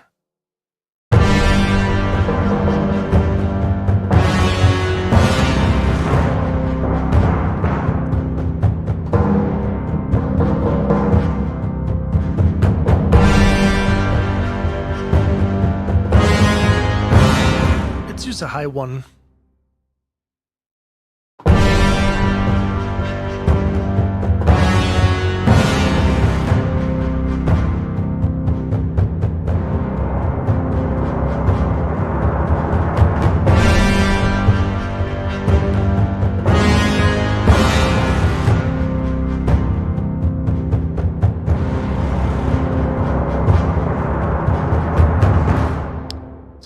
I took the wrong octave. Just wanted to have this one above.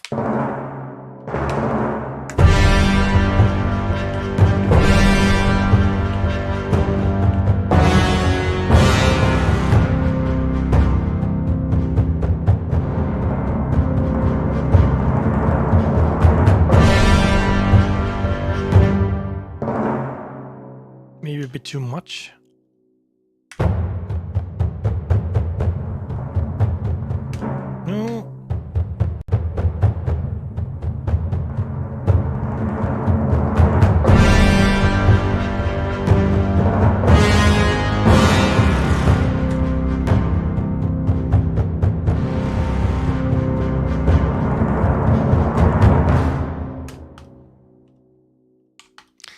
I would say we also add, let's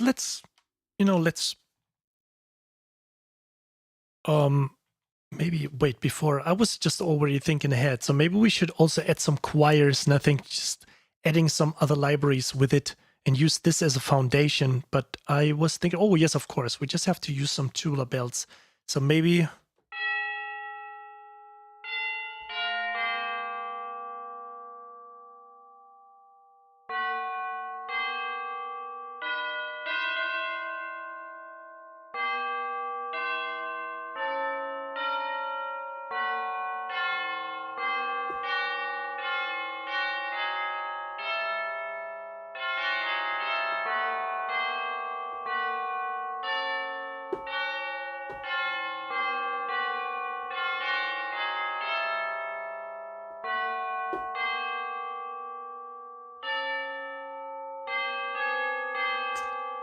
Okay, we could do the following by switching diminished scales back and forth.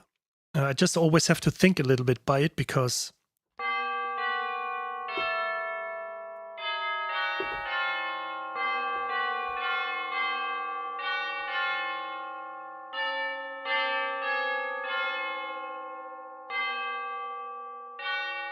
Huh? I forgot the note. What I was using... Okay, yeah. I thought I was with some kind of a C sharp here, so no.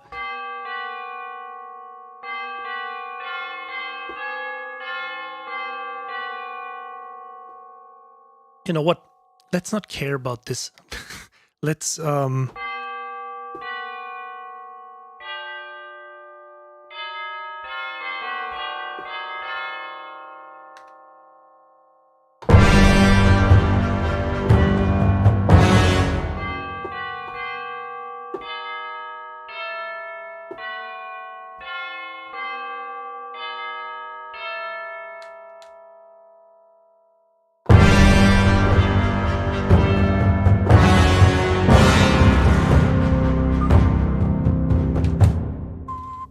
So I just have to compose along while listening because I'm not really sure how I want it.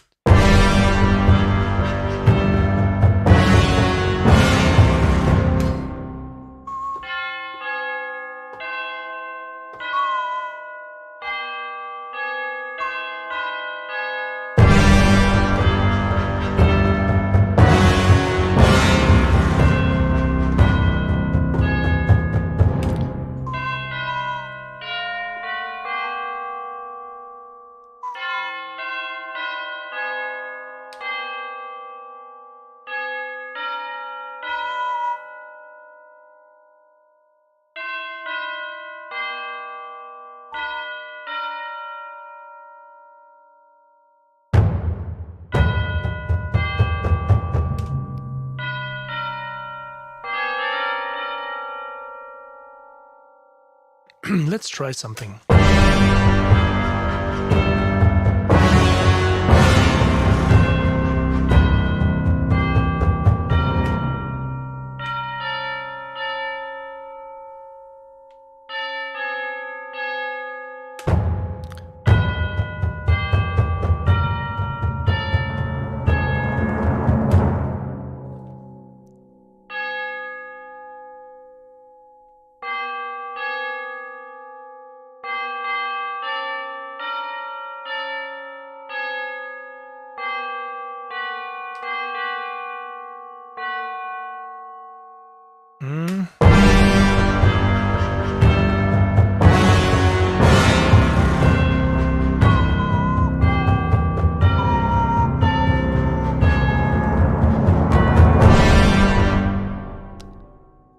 Just have to listen how it sounds. I don't have it in my head yet, but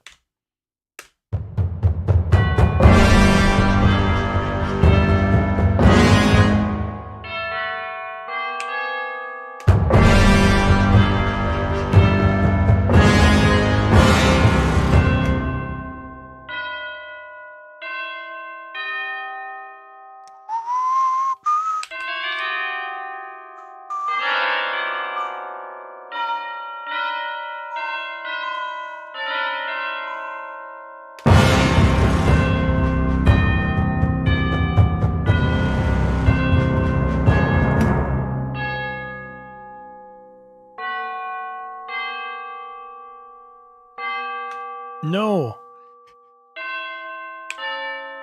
I just want to have it chromatically or not ending on that.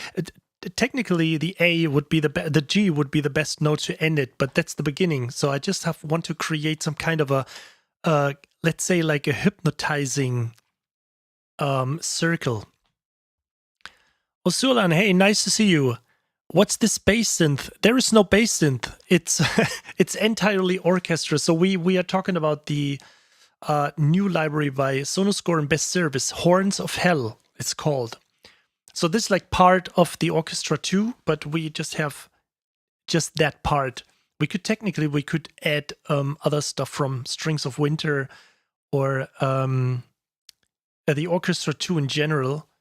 So I'm just thinking loud, but these are most of all of these patches from. Hey Borby, nice to see you.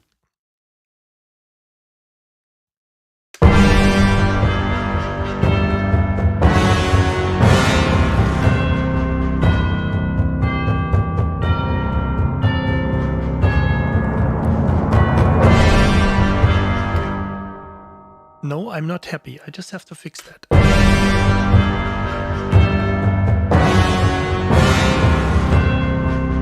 Oh.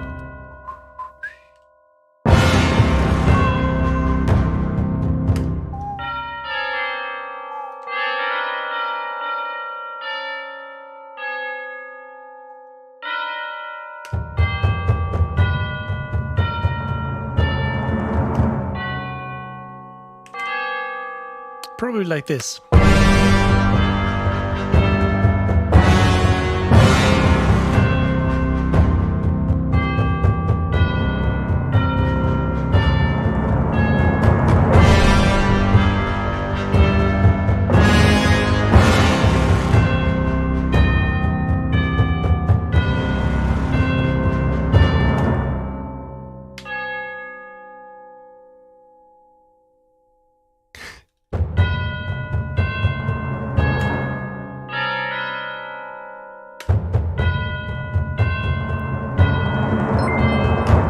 Maybe I can...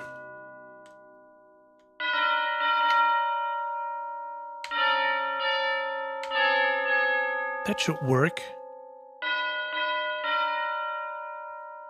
Jan Hemmingsen, thanks for following.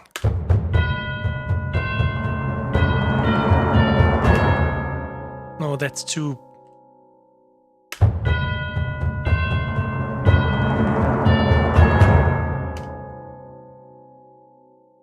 Let's try.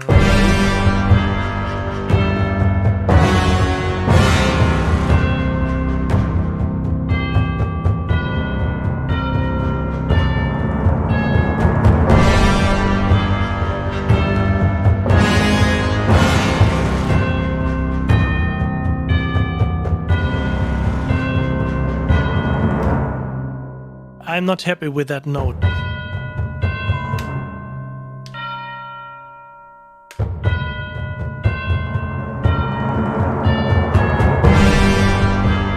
Okay, now we got this.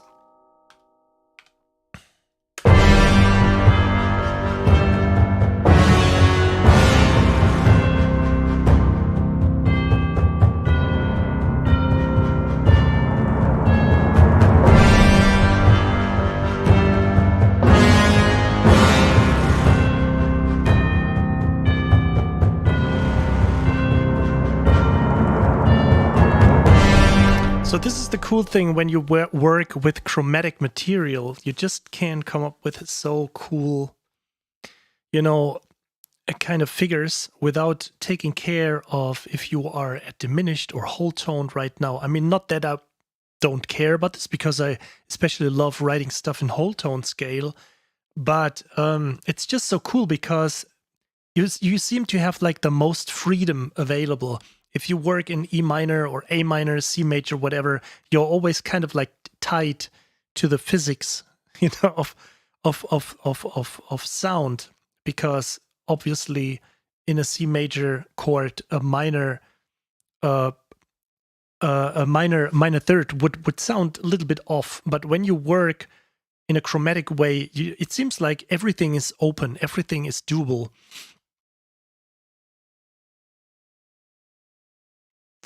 Okay, so what do we do? Let's just add some more stuff here. And especially let's save it. So let me just hop over and see. Yes, let's come up with a little bit of, let's get some action strikes going.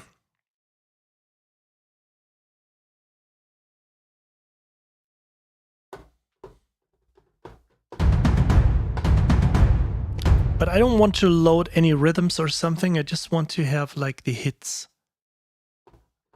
I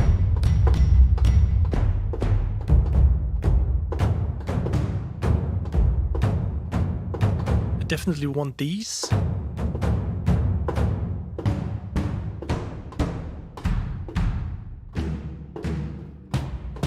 Want these.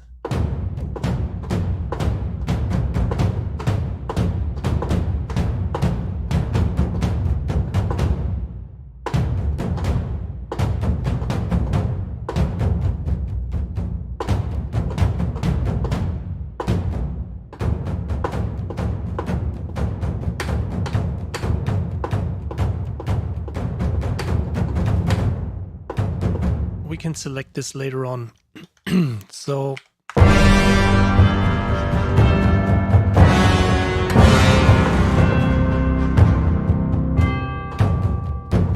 okay, just have to, I was playing in 7/8.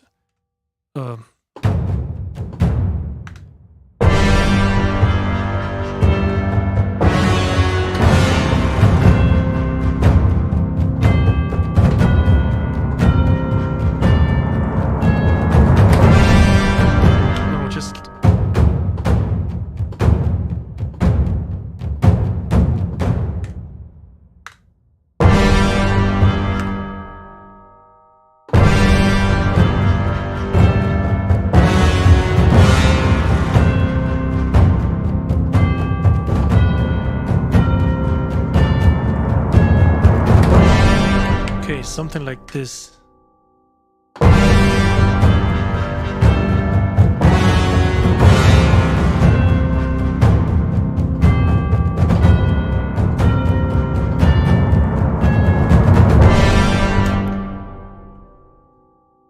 Does that work?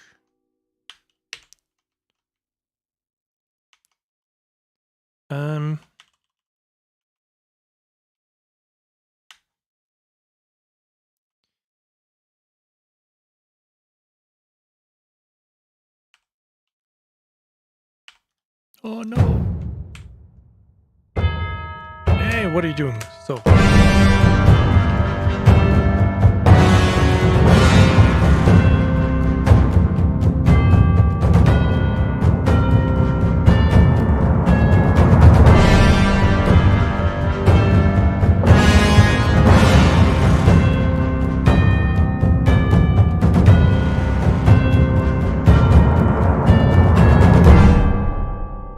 So let's change this phrase. Put some more happy bushes in here.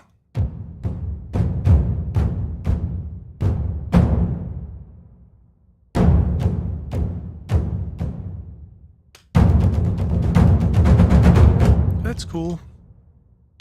So now let's layer these. This is also the best thing you can do when you have drums and you have lots of patches to pick from. I mean, most of the time people go with just like, oh yeah, let's use these and go with it. But why not adding these?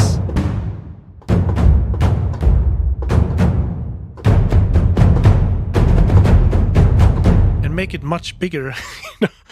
Why big when you can make it bigger?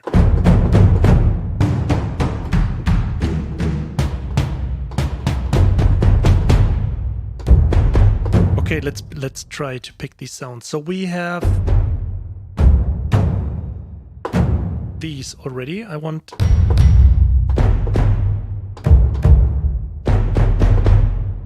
these two.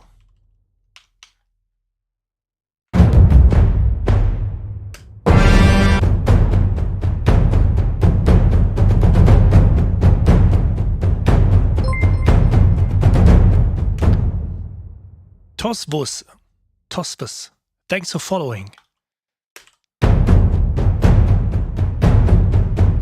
Okay, and I also want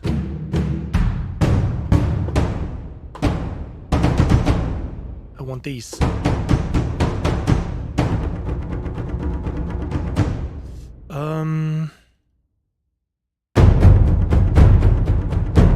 Yes, perfect.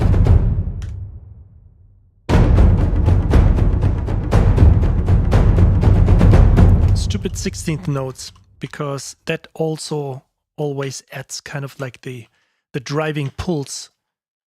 I don't care how stupid it sounds in terms of arrangement. All I want is just stupid 16th notes, because this is what drives the track right now. Let's just copy these.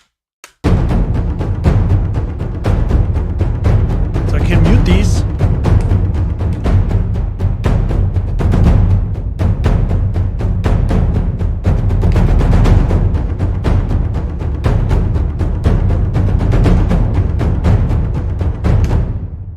And to make them a little bit more outstanding, let's just get crazy. I'm on my probably kind of a Bob Ross trip today. Let me just put this down here. So we just probably add a little bit of EQ to get rid of the typical oomph that happens with almost all percussions. Let's get rid of these magical. Oh. Really? Now?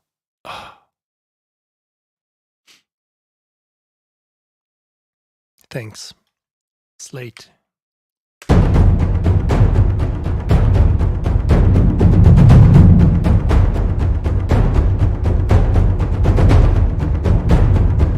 It almost works for, so this is one of the default things that I would probably be happy to share. If you want to get that tonal structure, that tonal oomph thingy, whatever going on with percussions, just get rid of 200-ish hertz, something around that area. Let's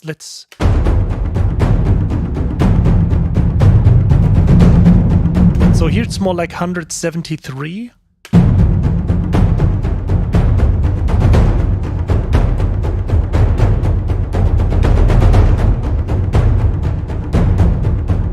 So you hear like this ooh, ooh, ooh, ooh sound.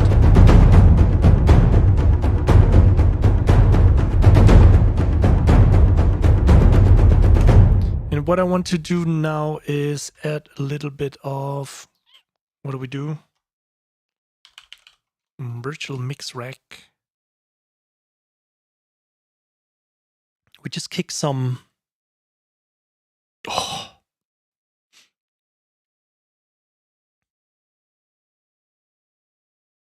We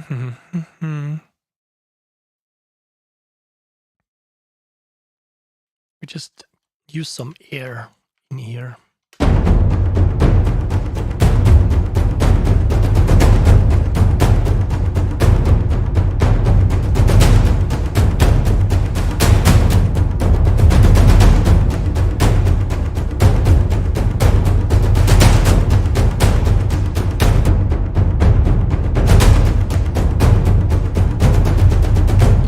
we have to decide inside the track.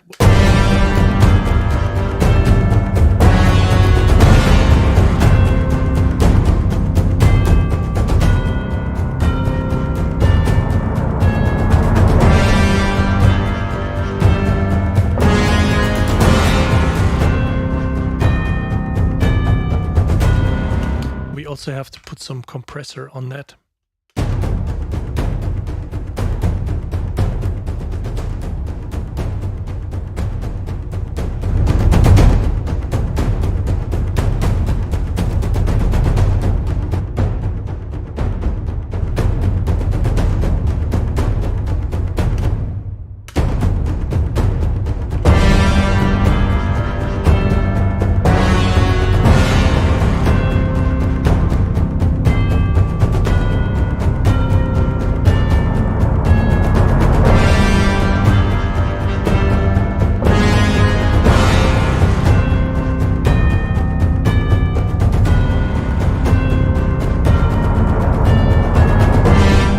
Viewer 820, I just thanks for joining in. It's probably been a while since you asked this. I'm sorry about this. We're using Horns of Hell by Sonuscore in best service. And just because it's time again, I just want to say that there is a giveaway going on. So I didn't share this already with you because I also have like the full version of the Orchestra 2 here, but we can just have like a quick, let me just hop over here, a quick look. But it basically, if you have the Orchestra, the original one, and Strings of Winter, and I'm just looking for it right now. Oh, right, I just have it. I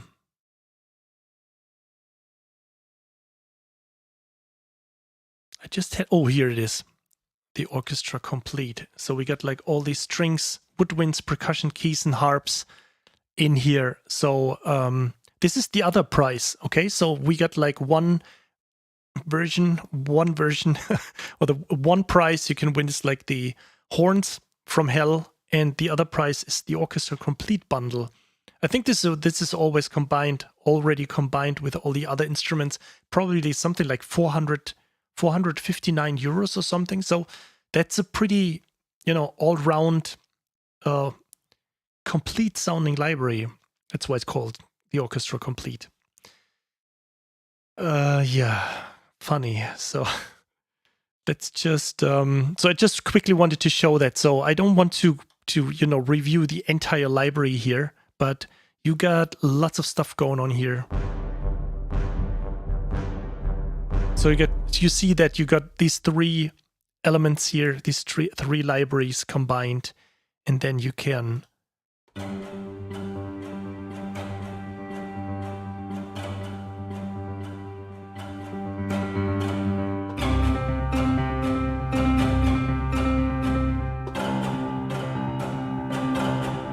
So just quickly to show a few patches, we should have spent a little bit more time on that, but I don't want to, sit here all the time. I think this is pretty boring when we just sit here and listen to presets for like 2 or 3 hours. So I think it's a little bit more funny to just compose a little bit along while we talk about the library.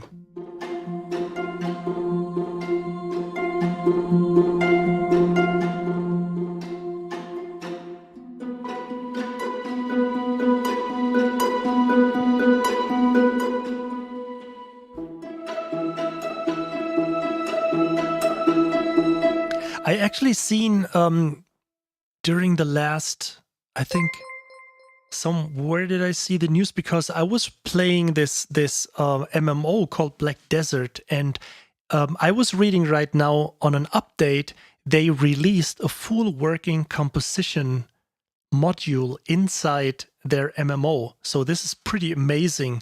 So just thinking about that we could, talk about music theory or writing tracks inside that game. So we would kind of combine this. Todd Tyler, thanks for following. Thank you so much. So basically you get like to just, I wish I would, you know, spend more time on this. Alex Wave, thanks for following. So to talk a little bit more about this, but you get the idea. The structure in general is the same. You got lots of more stuff. You got also strings, you know, keys and harps. You got the organs. You got also organ. What is going on? Kishi Codes, thanks for following. Thank you so much. What is going on right now? It's kind of like some sack just went open and everybody rushed out. So let's just keep a little bit continue to compose with this.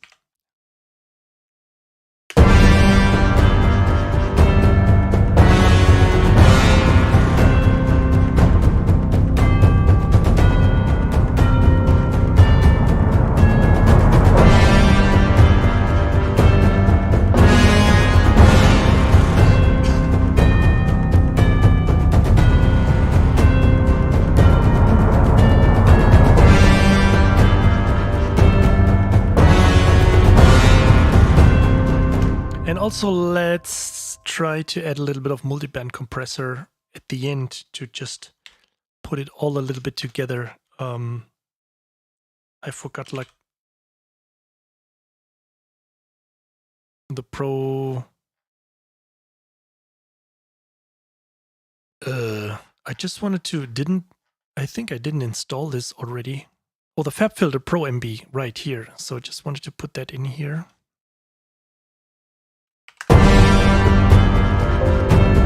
Let's just start with some preset and go from there.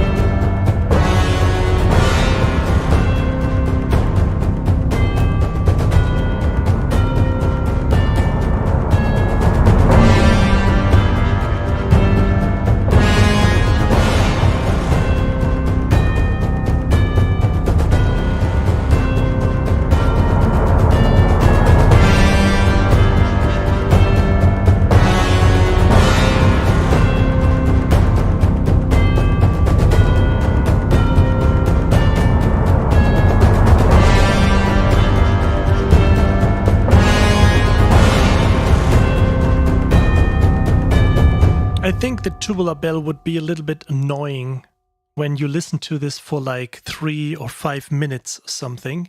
Maybe we just turn it down.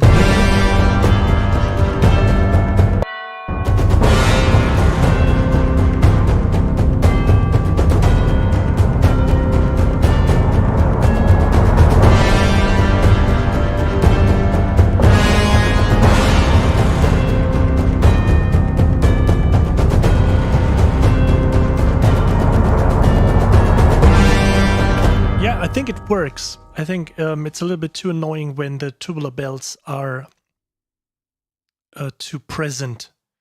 We could add way more stuff, but I think you get the idea for this library. I think we could add some choirs. Maybe we just try to get a full-blown track going from this little snippet and make it like a 130, something like, you know, like a serious preparation loop that's happening, like, or as you typically would call it, like a menu track.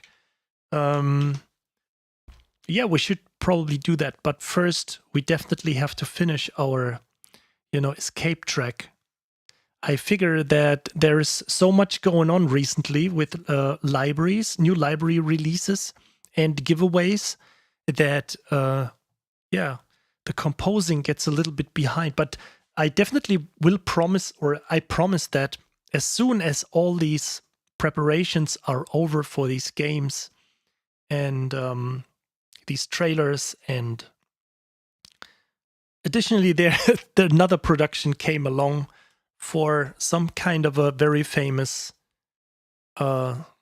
soprano we all know. So I also have to work on something for her. But after that, we definitely have to get more into streaming, like several days. What I also want to mention currently is that I sneaked in another giveaway for you guys, and I thought, we are, gaming people. Sorry, but I think, I should have mentioned that right in the beginning. But let me just add this one. We had a round of Fall Guys the last week, and I just thought about it would be great to come up with a giveaway of a game. So we have 3 copies of Fall Guy. So as some kind of, let's say, like a reward that you guys were hanging out that much with me, like these over 2 hours already, I just wanted to post that giveaway too. So just in case if you love playing Fall Guys, or you've seen the game and you don't have it already. So let me just switch the screen for a second here. Okay, let me just answer a few questions here. Subwits, what is a good way to make the low drums when playing fast to sound less muddy? Well, basically what I did right now, what I did with these, so if you just get rid of the EQ and the what I did here, like the enhancer, some kind of an exciter or something for the more high frequencies. So the most important things to make it less muddy is instantly getting rid of something like the 200 hertz area. So if I just exaggerate it a little bit.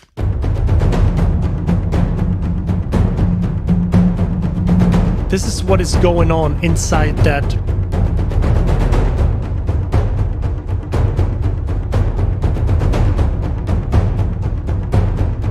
And you just have to make sure that you train your ears a little bit, because if you listen to this for a longer time and you just bypass it, it gets even more extreme. Like, and if you just put it in the inverted way, that you have it, that you put this on top right now, and you listen to this all the time, and then you bypass it, it sounds normal, or maybe as if something would missing. So you want to be careful when you get rid of these frequencies. But the first thing would be to clean this a little bit with, around this area. And then of course, if it sounds still muddy, you can get another band and play around with the lower frequencies between, or something around 100 hertz.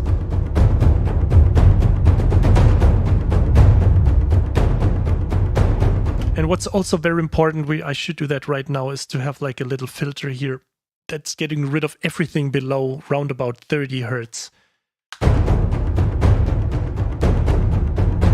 So you can hear already that there's a lot or less mud going on. So I hopefully that answers your question. And the thing is, yes, also with low drums, low drums, that's the character of low drums. They are low.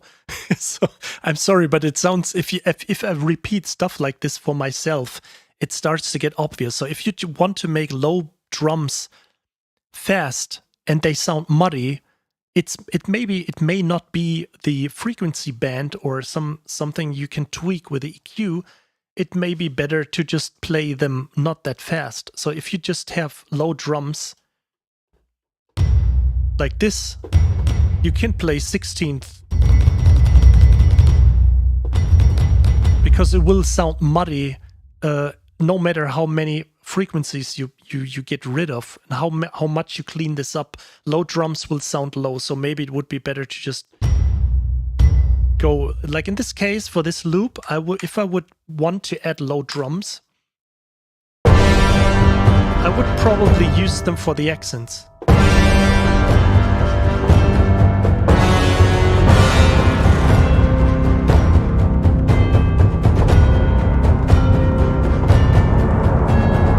Actually, I like this. Let's do this. And I would just add like 3 hits to leave the rest empty.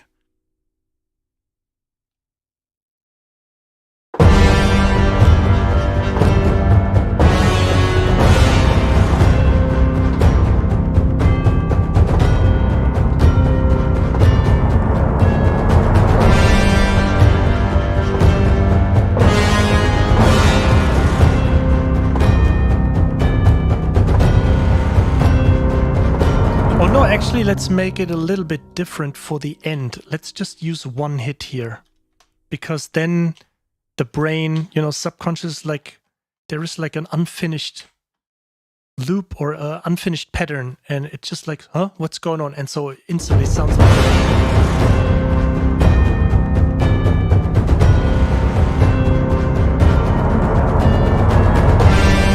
Then it starts again with a low drum. So if you have really low drums, I would make sure to have maybe less notes so they don't sound muddy. Just have to listen to see if there is some other question I have skipped. Oh, Tristan, I'm just happy I scrolled up. So what you meant was that when a sound is as good as Damage 2, why consider another library? I just wonder how the other developers don't just give up. Yeah, I mean, to be honest, Aviosity makes it pretty, you know, difficult to for you know, just as saying jokingly that the quality of their recordings are that good that some sample library developers probably would get frustrated and saying, man, how do these guys record their stuff? But to be honest, let me just quickly do this for a second. I don't like to do this right now in the sense of comparing the libraries, but let me just load up the ensemble designer of Damage 2 and let me just show you why it is wrong to compare libraries, or to have this mindset of saying Damage 2 is a percussion library. Why would I use, for example, Storm Drum 2 or 3? Or maybe why should I use, you know, Apocalypse Ensemble by Sound Iron? Or why should I replace Damage 1 with Damage 2? To me, it's that if you listen to these patches here,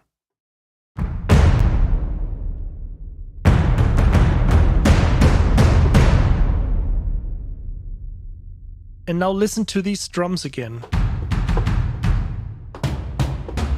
Nobody, if first of all, if there's a difference in volume, you have to get rid of this one. So if the drums are that loud,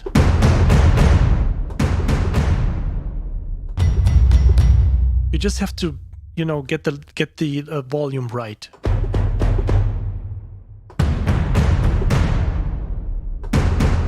So let's just...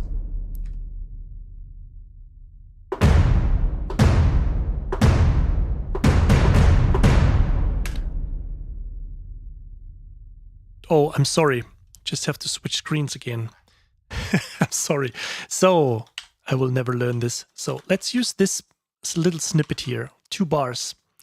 Let's talk about this for a second. Obviously, I also had some mastering because of the track we are working on.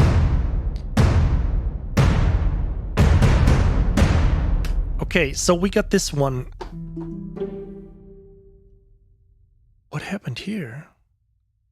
Oh, I used the wrong page, this one. Let's get rid of this because I didn't use this. I loaded the Orchestra 2 for this. Let's remove this one here. And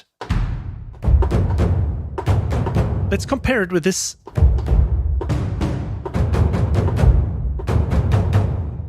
So we got this sound here. And as you can hear, it sounds totally different from what I have here.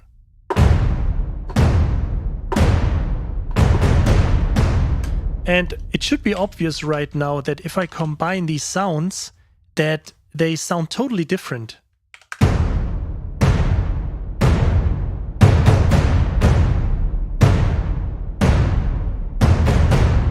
So Tristan, if you're still here, I hope that makes sense, because let's listen to these individually.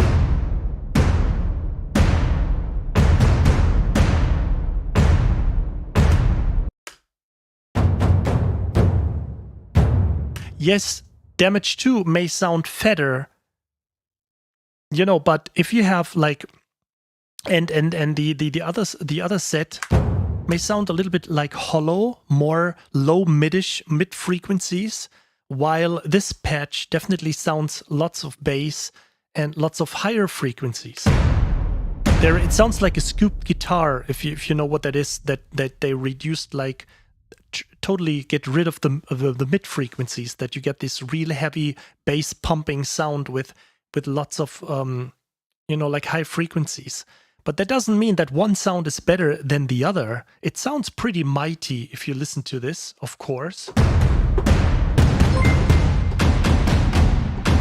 But it sounds completely different from this sound. And it's like, you compare it to Game of Thrones. You just got like the Mountain, and he's like a pretty impressive fighter, and probably he can just battle against like 10 normal soldiers without even getting some kind of a hit. But then you have Arya, and she's sneaking through all of these. So who is better in the end? This is just like without a question. And this is why I don't like to compare libraries, because if you listen to both combined, it adds up. So you could say Damage 2 already almost sounds empty without that patch from ironically Horns of Hell, like that percussion patch. Sorry, it's Action Strike. Sorry. So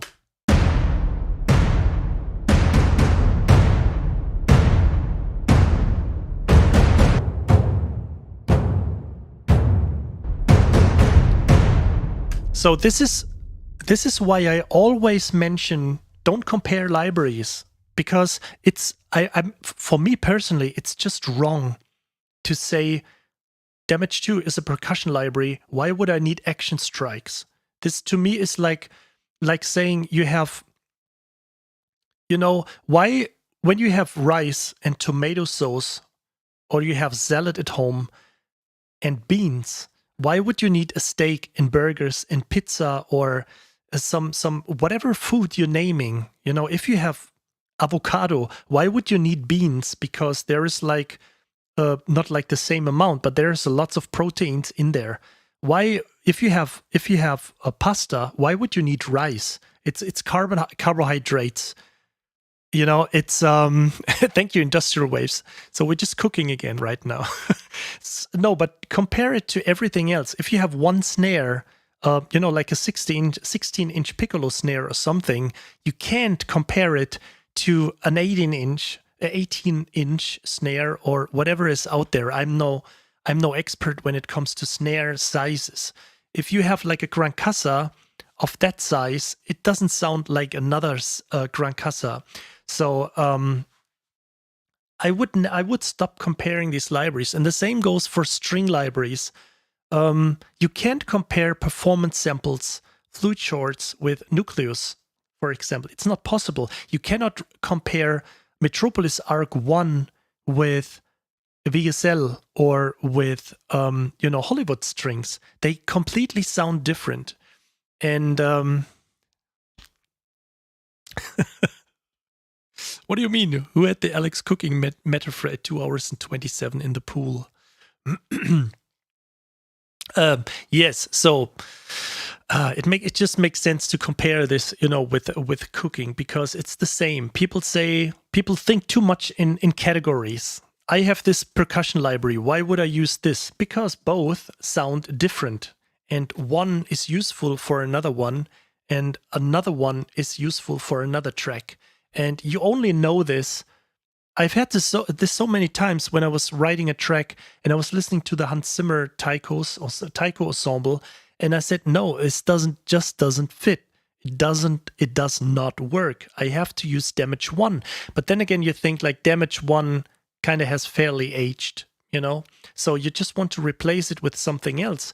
And then you try another library and say, no, I just have to use Damage 1 because this is exactly that aggressive, almost dry war drum sound I need for this track. So you always think, you get to your kitchen, you always cook rice and beans and salad. And this is what you eat every day. So you just, because it fulfills what you need. It's carbs, it's protein, you got fats. But at some point, you just want to have some exchange because you want to eat how you feel during the day. If I say I want burgers or I want pizza or I want salad, I just want to pick that because it makes me feel better and it brings more, how do you say, like exchange, more, how do you say, like more vibes to my life. And I want to do the same with music. I don't want to sit there and think in these categories or think in just plain music theory because I feel limited by all these things. And that's why I always, to come back to the topic of, for example, having a template. Let me just switch again for a second. When it comes to templates, I always wanted to have like a huge template. And I did everything back then when there was this 2 GB per application limit. I was buying 4 PCs to have 8 GB, to have 2 gigs for strings. That's unthinkable today. Imagine you would just have 2 GB for strings, 2 gigs for brass, 2 gigs for woodwinds. And obviously I wasn't using that lots of woodwinds when I was writing, my first video game soundtracks. So I combined that with the percussions. And I had my main PC, I think, for strings or whatever. I don't know. I'm not exactly sure anymore. But I just wanted to have that freedom to pick what I want. And I still have this mindset today that if I have 10 libraries, 10 percussion libraries, I will use them all throughout, for example, a video game soundtrack, because some libraries sound better than others. Right. More, if you have rice, throw them everything else out. That's why they, when people marry, probably that's where it comes from, that they throw rice at this occasion, at this event.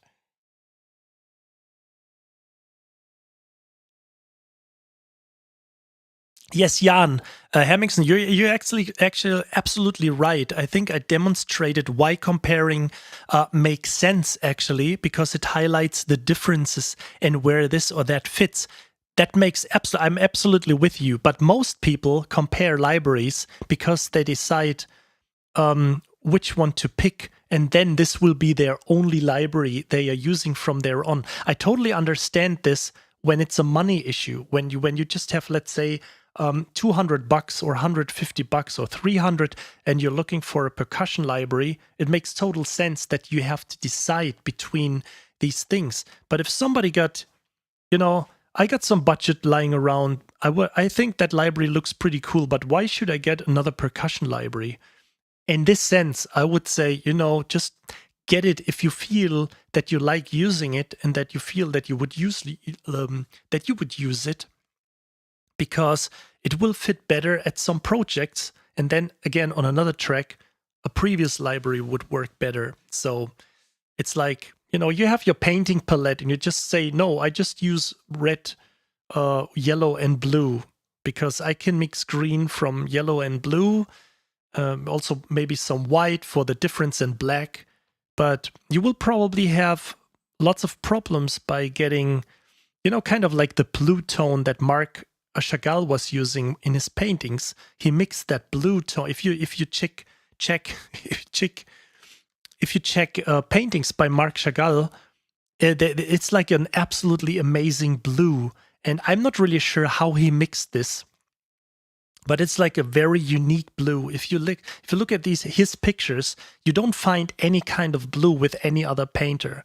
So, and this is why you have to have several percussion libraries or general libraries, or like string, brass, woodwind libraries in general. It's getting philosophical. I can't even speak right now anymore. So let me see if I skipped something. Okay, so spectral atmosphere. You say, I would say if you only use a few tools and you learn them better, you can express yourself much better than with lots of tools, but with mediocre knowledge of what they are capable of. Definitely agree. It's very great when you just have, when you force yourself to just use one percussion library, one string library, or one, let's say, like Spitfire, BBCSO, or the Orchestra.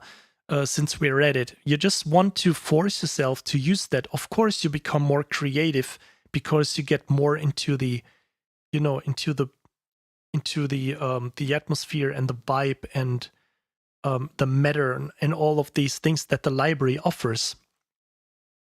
But if you are someone that gets distracted by the more libraries you have, it necessarily doesn't have to be. I just like to have a big palette, because I after the years, I know what I want. I know exactly what equalizer I want. I know exactly what compressor I want. And if this compressor I had in mind doesn't work, I will pick another one. But I would never say, I always use this EQ or I always use this string library. So it's kind of a thing I spontaneously decide. And this comes down also to the process of not thinking too much, as with everything else, no matter if it's, starting a live stream, as I encourage you guys all the time, start live streaming because it's the future. It's just, I don't think about this. I just get in front of camera. And if people tell me I suck, 99 people out of 100, I suck, probably then I would still continue for that one person. And eventually I would get better and then have more people. But you see, just to get back to, stick with that topic for a little while, I talk to many people saying, though, why don't you start streaming? And they say, but I'm not that, kind of self-confident in front of a camera, or I'm not that funny or cool or whatever. I'm not saying that I am, but people say I'm not that self-confident and get in front of camera. And I said, check out my first live stream. I was sitting there like a little boy and saying, yeah, okay, now we do this, now we do that. I just had to get used to it. But you just get used to it the more you use it, the more you do it. Hey, Dirk. So you're back. Are you still there? I didn't mean that you were, somewhere. But yes, so Bubble Shaft, that's a cool name. Or maybe it's English like Bubbles Gaff. No, Bubble Shaft probably. Yes, I use templates. It depends on the gig. It depends on the gig, what you're doing. If you want to, let's say, if you want to create a real special sound, and it also always a budget question. If I probably have like half a year to write music for a science fiction game or for an adventure, maybe something more special, I would probably sit down and create patches, do sound design stuff, and try to use that stuff only to sound more unique.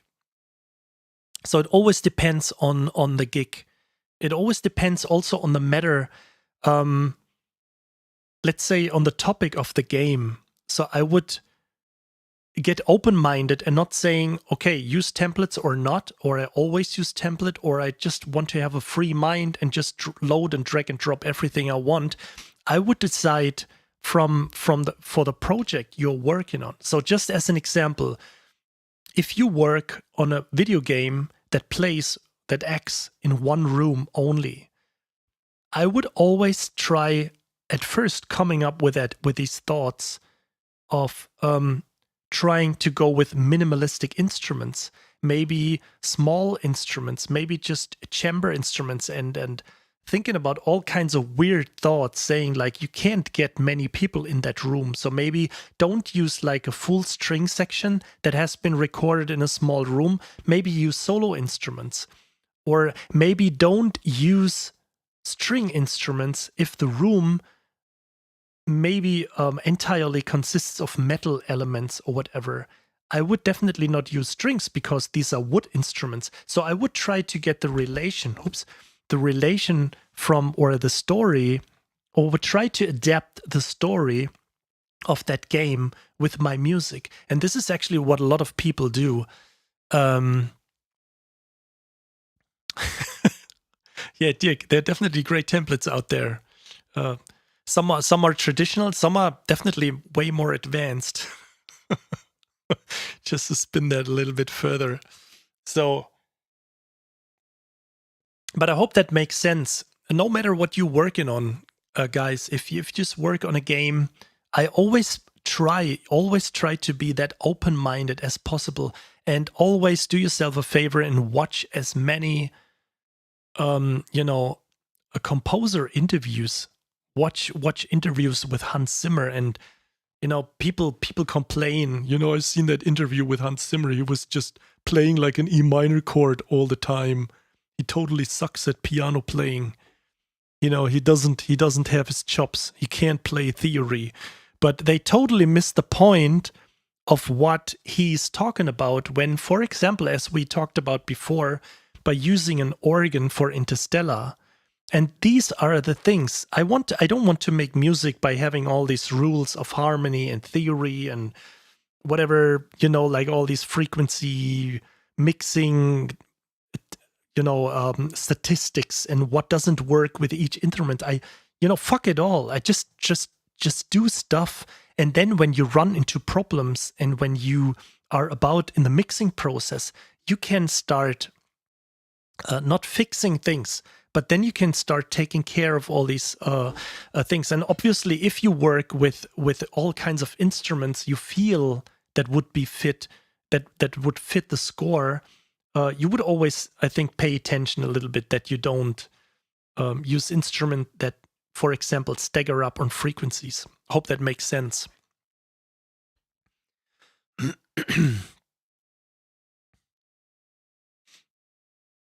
Yeah, DJ Adam, I hope I get rid of that German accent. Actually, I could try, to talk a little bit more American and start getting rid of that German accent. But I think that's not me. When I talk like this, when I talk like this.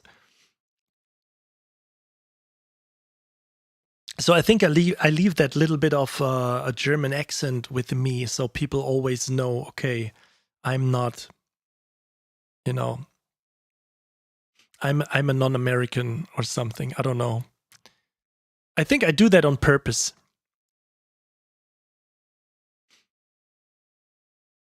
Okay. Yeah.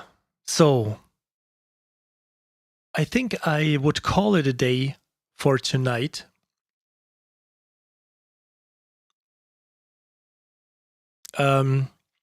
Yes, Lucas definitely agrees. Studio One is the best DAW for people that want to use single presets and music loops instead of whole templates, because Studio One is more advanced. But I mean, yeah. I mean, if we are already at this, shameless promotion. I mean, this is not because I got like all these MIDI packs or released these MIDI packs recently, but even that I can simply go on and say, I like this one here. Oh, no, let's just actually use this one here for a second. Let me switch screens. I did it. So I did it. I like that loop, right? I just like it. I want to I'm working on a video game right now where this reflects like a specific tribe of like 3 tribes fighting together. And these drums represent one tribe, okay, of that game. That's the story. So what am I doing right now is I just simply grab this one and move it into that window. And of course, there's a little bit of clipping going on right now. But now I got this contact music loop in here, and I can load it simply into every session. And it loads exactly with the instrument I used here, and with all it even remembers that I bypassed the mix rack right here with a compressor and that air EQ. This is just the most advanced way when working, with all that stuff, given the fact that you just want to, reuse patterns you have used before.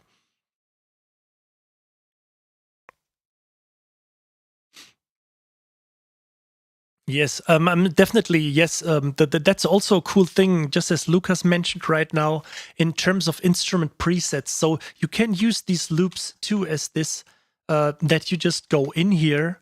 You can, of course, use these, have this in various things. But I think the best way to use this is that you can get rid of all these notes or just have like a C -2 or something in a patch, and you can save this loop with the entire instrument and with the effects edit. But there are several ways. I think you can also use the loops folder, right? And also the pool. No, I think you can. So, I mean, the most easiest way to do it is like using the files tab over here. And you can start creating your own. Can you see that all right on the screen, right? Yes, so you can create a new folder. You can say it like, name it like strings. You can name it brass, woodwinds, percussions, whatever. And then put all, if you want to, you could even get rid of all these things here. Can I do this? Can I just empty this entire thing here and put it in like this? That works too. That's awesome. So you can maybe reduce it to that size and put it in here. And every time you want to have this specific patch loaded with these instruments, you just go in here and just drag it. Sorry, I took the wrong one here. And it just loads with the library and everything. So you can quickly have your entire orchestra set up here in that sidebar and simply drag and drop stuff in here, just in case if you don't want to use templates.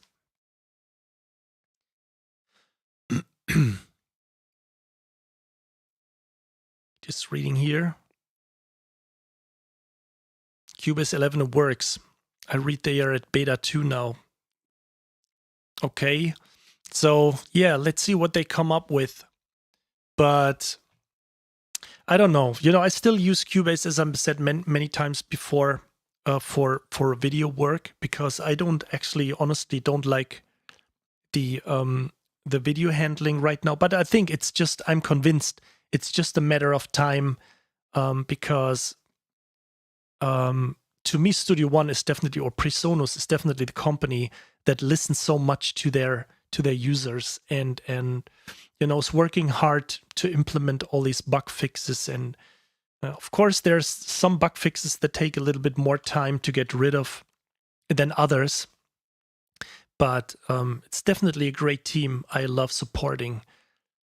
And to be honest, for me, Cubase goes a little bit like in the way they add all these things for the, let's say like the MIDI pack chord kits. They just like to import some stuff and, need like chord tracks or whatever to work in.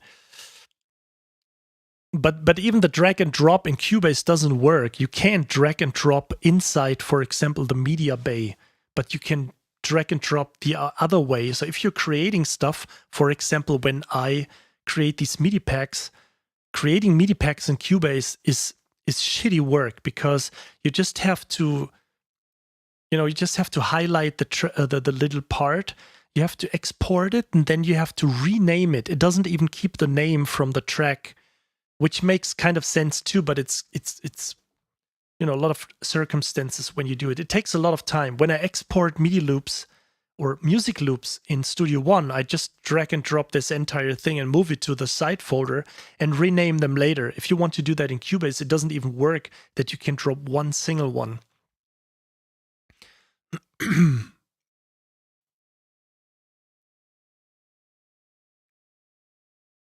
Okay, let me just...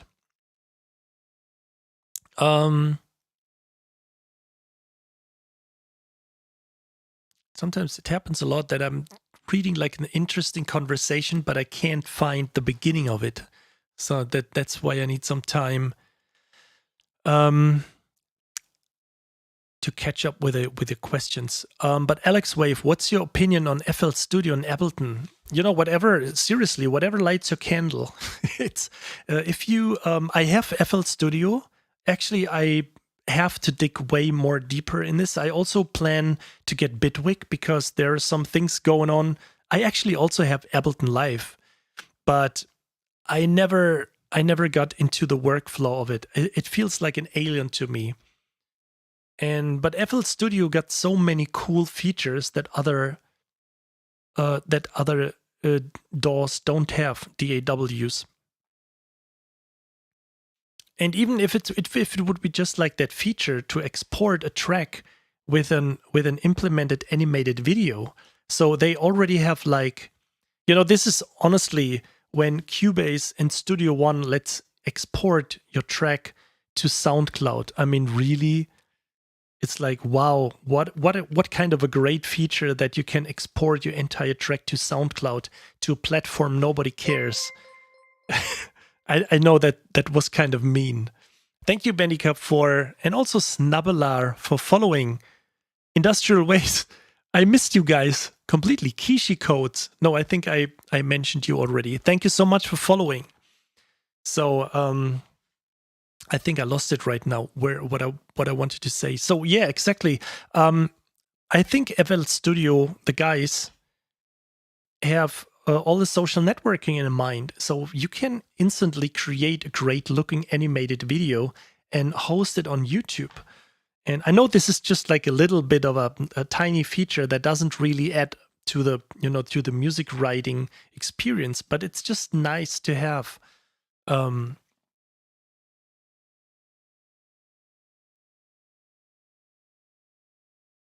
Yeah, I didn't try to do that. I plan to export this, but at some point when I'm going on with with a MIDI loops, production, I encourage everyone to do, just in case if you just want to build some side income, because it's just a great opportunity. This is the thing. Every internet marketer tells you, find your niche, find your niche. Everybody has a niche. But in brackets, I don't tell you what it is. You have to find it out.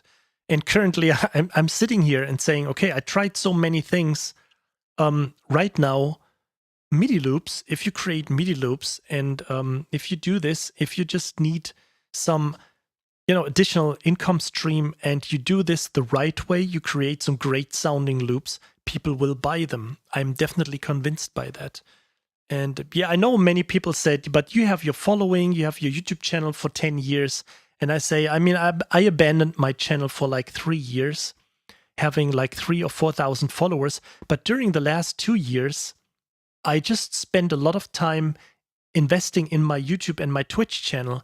And right now, if I check my Twitch channel, I just have to be careful that I hit like the mute button again, because otherwise you hear me talking.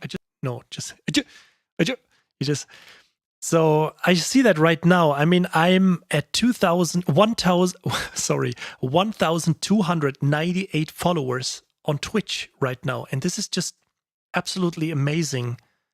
And the journey started in January. And if I take, let's probably like another half year, I will be at 10,000 followers on YouTube. And, if you talking about this, that, I have this experience of 15 years of being into the business. Yes, of course, that helps. But if you eagerly work on, polishing and getting your YouTube channel right. Look at Christopher Sue. I always pronounce his name wrong. You know him. He got his piano channel, and he also got his personal channel. And I probably know that Christopher started his YouTube channel not 10 years ago. Also, I think not 5 years ago. I think it exists for like 2 or 3 years. And look what he built. He's already at like 5,000 or 6,000 followers. And this is like what will be very valuable from 10 or 20 years from now. Why other people look forward to, put money on the side, which is helpful too, like saving money. I think investing into social networking and get like a following out there is definitely the future. I know I always end up with talking about all that business stuff, but I think it's just so important. I think the composers world need way more waking up calls, because I think one great waking up call was already COVID-19, that so many people just relied on doing one thing, and then, for example, being a live musician, being like a band, like a life support musician or whatever. So like a studio guitar player. And then suddenly this kind of stupid, shitty virus comes along and destroys your entire career. DJ Adam, yeah, once you hit 10K, you retire for 3 to 4 years again. But that what's happened like 3 or 4 years ago. No, but seriously, I tell you what happens if I hit a specific amount of money that will regularly come in. I will definitely create some kind of a, how do you say, like some kind of a pot that will be there to support composers in need. So just in case something like this happens again, that there is like a live musician who can't play because there is just like a second fucking round of that virus coming along, like a second wave, and this pot or this let's say this pot of money is building up, or I have this available. I always try and I always want. I know, DJ Adam, that you say this jokingly, but I think I see something. I just want to talk about this seriously for a second, that I always try to be, or I always am a guy that wants to give back. I feel bad when, for example, I do like a sales, like a sales action that brings me lots of money, when all I try to, for example, with my €1 per sample library, 24-hour sales action, that I suddenly got so much money that I instantly felt bad, and I decided I have to give back something from it. So here we are. If there's one day it will ever happen that I hit my, like a potential first million per year or something, I will definitely come up with some great strategy everybody can benefit from. That is definitely for sure. I can definitely promise that this will happen. Okay, so just in case you guys don't have any other questions or anything, I think I would call it a day. And yeah, you're welcome, Gas. That's a good time saver, definitely. Okay, yeah, so I think I would call it a day for tonight. I will be back next Wednesday, and maybe on another day, we will see. We definitely have to catch up with our music writing. And yeah, it was definitely a great chat. Definitely the right decision to go live and talk to you guys, even though I talk all the time. But we definitely have to do this. I definitely have to think about something that we have like a little bit of a, invitation thing going on, that we have like 2 or 3 people and we talk about some kind of things like the business, or we just play a game, we just play a round of Warzone or whatever, and talk about music while we just try to kill other teams. So definitely have to think about this very soon. Let me just finish my I almost said what I'm working on. Holy fuck. Let me just finish my projects first, and then I will definitely have more time and do stuff like this. Okay, so thanks everyone for being here. Thank you so much. It was really a wonderful evening, and I appreciate all of you guys. And yes, see you around on my... I just want to share that as a last thing. I want to share, just in case if you're not aware of my Discord community, just in case if somebody's new on the stream right now here. I should put that to a shortcut. Let me just share my Discord community. You are very welcome. There are a lot of lovely people, lots of lovely people in there. I can currently see, and this is just like a little thing I just have to announce. I've recently seen that I passed 700 members. I think I started this community, of course, with the help of the amazing Andrew Blackwater that did a lot of support, and many other people, of course, for this server community. But I remember I started this like 3 or 4 months ago. So right now we have like 108 people online, and we got, let me just quickly, 605 offline. So we already passed 700 people. This is absolutely amazing. It starts to fill up. There's a lot of action going on, or more action than it has been a few months ago when people still complained. But it's pretty empty here. Yes, I know, but not any longer. So thank you for that. And as I mentioned before, see you next week. Take care, everyone. Have a great night, and thanks for being here. Bye.